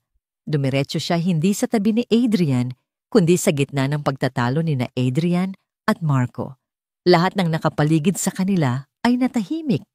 Ginoong Del Rio, sabi ni Liza ang kanyang boses, ay kalmado, ngunit may bigat na nagpatigil sa lahat. Naririnig ko po ang inyong hinaing. Nagulat si Marco. Maging si Adrian ay natigilan. Ngunit ang proyektong ito ay hindi lamang tungkol sa aking asawa o sa Fortaleza Land. Pagpapatuloy ni Liza ang kanyang tingin ay matatag. Ito ay tungkol sa isang komunidad na matagal nang napabayaan. Ito ay tungkol sa pagbibigay ng disenteng tirahan at edukasyon sa mga bata na ang tanging pangarap ay magkaroon ng kinabukasan. Kung meron po kayong problema sa aking asawa, harapin ninyo siya sa korte. Pero huwag ninyong idamay ang pangarap ng mga batang iyon. Pagkatapos bumaling siya kay Adrian sa harap ng lahat. At ikaw, mahal, sabi niya, mas malumanay ngunit may diin. Ipinangako mo sa akin na hindi ka nababalik sa dati. Ang lakas ay hindi nasusukat sa kung paano mo dinudurog ang iyong kaaway. Nasusukat ito sa kung paano mo sila hinaharap ng may dangal. Tumingin siya sa paligid sa mga matang nakatutok sa kanya, kay Doña Elvira at sa mga babaeng kaninay humuhusga sa kanya. Ako po si Liza Fortaleza. Sabi niya ang kanyang boses ay umalingaw-ngaw sa katahimikan. Galing ako sa isang baryo ng mangingisda. Hindi ako lumaki sa yaman. Ang tanging kayamanan ko ay ang aking mga anak at ang aking dignidad. At hindi ko hahayaang sino man mayaman man o mahirap ang yurakan iyon. Isang nakakabinging katahimikan ang sumunod. Pagkatapos isang tao ang pumalakpak, si Martin. Sinundan ito ng isa pa, at isa pa hanggang sa ang buong ballroom ay napuno ng palakpakan. Hindi para sa socialite kundi para sa isang tunay na babae na nagpakita ng tapang at paninindigan. Hinawakan ni Liza ang kamay ni Adrian. Umuwi na tayo, bulong niya. Sa kanilang pag-alis, iniwan ni Liza ang isang ballroom na puno ng paghanga at respeto. Natagpuan niya ang kanyang boses. Natagpuan niya ang kanyang lugar. Ngunit habang pauwi sila, hawak pa rin niya ang folder na bigay ni Consuelo. Ang isang laban ay natapos, ngunit isang mas mahirap na desisyon ang nag-aabang. Isang desisyon na susubok hindi lang sa kanyang tapang, kundi pati na rin sa kanyang puso. Ang biyahe pauwi ay tahimik, ngunit hindi ito ang katahimikang puno ng tensyon tulad ng dati. Ito ay isang katahimikang puno ng pag-iisip. Mahigpit ang hawak ni Adrian sa kamay ni Liza na para bang ayaw na niya itong bitawan. Patawad basag ni Adrian sa katahimikan ng kanyang mga mata ay nakatuon sa daan, ngunit ang kanyang atensyon ay nasa asawa. Muntik na naman akong bumalik sa dati. Muntik ko nang kalimutan ang lalaking gusto kong maging para sa'yo, para sa pamilya natin. Tiningnan siya ni Liza isang maliit na ngiti ang sumilay sa kanyang mga labi. Ang mahalaga ay hindi mo kinalimutan. Adrian, hindi kita minahal para baguhin ka. Minahal kita kasama ang lahat ng anino ng iyong nakaraan. Ang trabaho ko ay hindi para pigilan ka, kundi para ipaalala sa'yo ang liwanag na nakita ko sa loob mo. Ang mga salitang yon ay mas tumagos pa kay Adrian kaysa sa anumang tagumpay sa negosyo. Ito ang partnership. Ito ang kasal. Pagdating nila sa mansyon, habang natutulog na ang mga bata, naupo sila sa balkonahe sa ilalim ng nagniningning na buwan. Inilapag ni Liza ang folder na bigay ni Consuelo sa lamesa sa pagitan nila. May isa pa tayong problema, sabi niya. Ikinuwento niya ang buong pag-uusap nila ng ina ni Vanessa. Nakinig si Adrian ng walang imik. Nang matapos si Liza na pabuntong hininga siya. Sa business standpoint, delikado yan. Ang pagtulong sa kumpanya ng mga Del Rio ay parang pagpapakita ng kahinaan, lalo na't inaatake tayo ng isa sa kanila. At ang pagtulong sa pamilya ni Vanessa, Marami ang hindi makakaintindi. Alam ko, sabi ni Liza, hindi ko hinihiling sa'yo na iligtas ang kumpanya nila. Ang hinihiling ko ay tulungan natin ang mga tao. Tinitigan ni Adrian ang asawa. Nakita niya ang bigat ng desisyon sa mga mata nito. Ito ang babaeng handang makipag-away sa palengke para sa kanyang dangal, ngunit siya ring babaeng may pusong kayang magpatawad at magmalasakit kahit sa pamilya ng kanyang kaaway. Anong nasa isip mo? Tanong ni Adrian. Ang foundation? Sagot ni Liza. Maari tayong mag-set up ng isang emergency transition fund. Hindi natin sila bibigyan ng pera. Tutulungan natin silang makahanap ng bagong trabaho.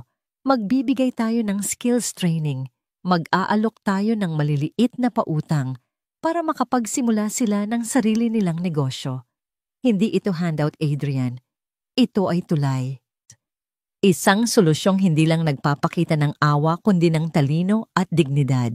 Napangiti si Adrian. Mrs. Fortaleza, you continue to amaze me. Kinabukasan gumawa sila ng dalawang mahalagang hakbang. Una, sa halip na gumanti kay Marco Del Rio, inutusan ni Adrian ang kanyang mga abogado na mag-alok ng isang settlement, isang masusing investigasyon ng isang neutral na third party para patunayan kung may basehan ang ancestral claim. Kung wala, kailangang mag-issue ni Del Rio ng isang pampublikong paghingi ng tawad. Kung mayroon, handa ang Fortaleza Land na bilhin ito sa tamang presyo. Isang hakbang na nagpapakita ng lakas hindi sa pamamagitan ng pananakot kundi sa pamamagitan ng pagiging makatarungan. Ikalawa, inihayag ng Foundation ni Liza ang pagbubukas ng Bayanihan Transition Fund na nakalaan para sa mga manggagawang maaapektuhan ng pagbagsak ng Del Rio Mining at iba pang kumpanya.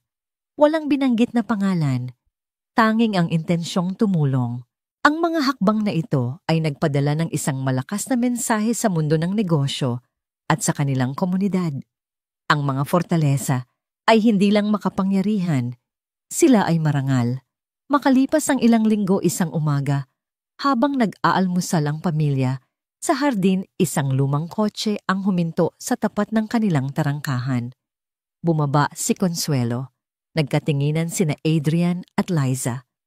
Inutusan ni Liza ang mga bata na pumasok muna sa loob at nilapitan nila ang matanda.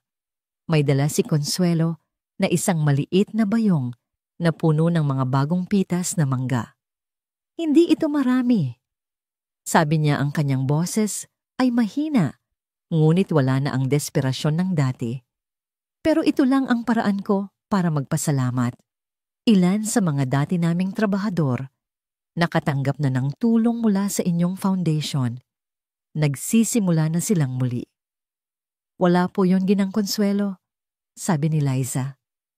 Tumingin si Consuelo sa malawak na mansyon sa masayang hardin. Ang anak ko, sinubukan niyang agawin ang lahat ng ito, pero hindi niya naintindihan. Ang yaman ninyo ay hindi ang bahay na ito o ang pera. Tumingin siya sa mag-asawa. Ito. Tumalikod na ito at nagsimulang maglakad palayo. Walang nangyaring dramatikong pagpapatawaran. Ngunit sa pagitan ng 3 taong sinira ng nakaraan, may isang tahimik na pag-unawa, isang pagtanggap sa isang bagong simula. Bumalik sina Adrian at Liza sa lamesa, kung saan naghihintay ang kanilang mga anak. Umupo si Adrian at kinandong si Leah. Si Zoe naman ay sumandal sa balikat ni Liza. Nay, sino po yon? Tanong ni Enzo. Ngumiti si Liza at hinawakan ang kamay ng asawa. Isang kaibigan, anak. Isang kaibigan na naligaw, pero ngayon ay pauwi na. Tumingin siya kay Adrian at sa mga mata nito, nakita niya ang kapayapaan. Ang kapayapaang hindi nagmumula sa kawalan ng problema, kundi sa pagkakaroon ng lakas na harapin ang anumang unos ng magkasama. Ang kanilang kaligayahan ay hindi na isang perpektong larawan sa isang fairy tale. Ito ay isang tahanan. Isang tahanang pinili nilang itayo araw-araw. hindi sa lupang kanilang pag-aari, kundi sa pag-ibig na paulit-ulit nilang pinipiling ipaglaban at ibahagi. Isang tahanan na tunay at panghabambuhay.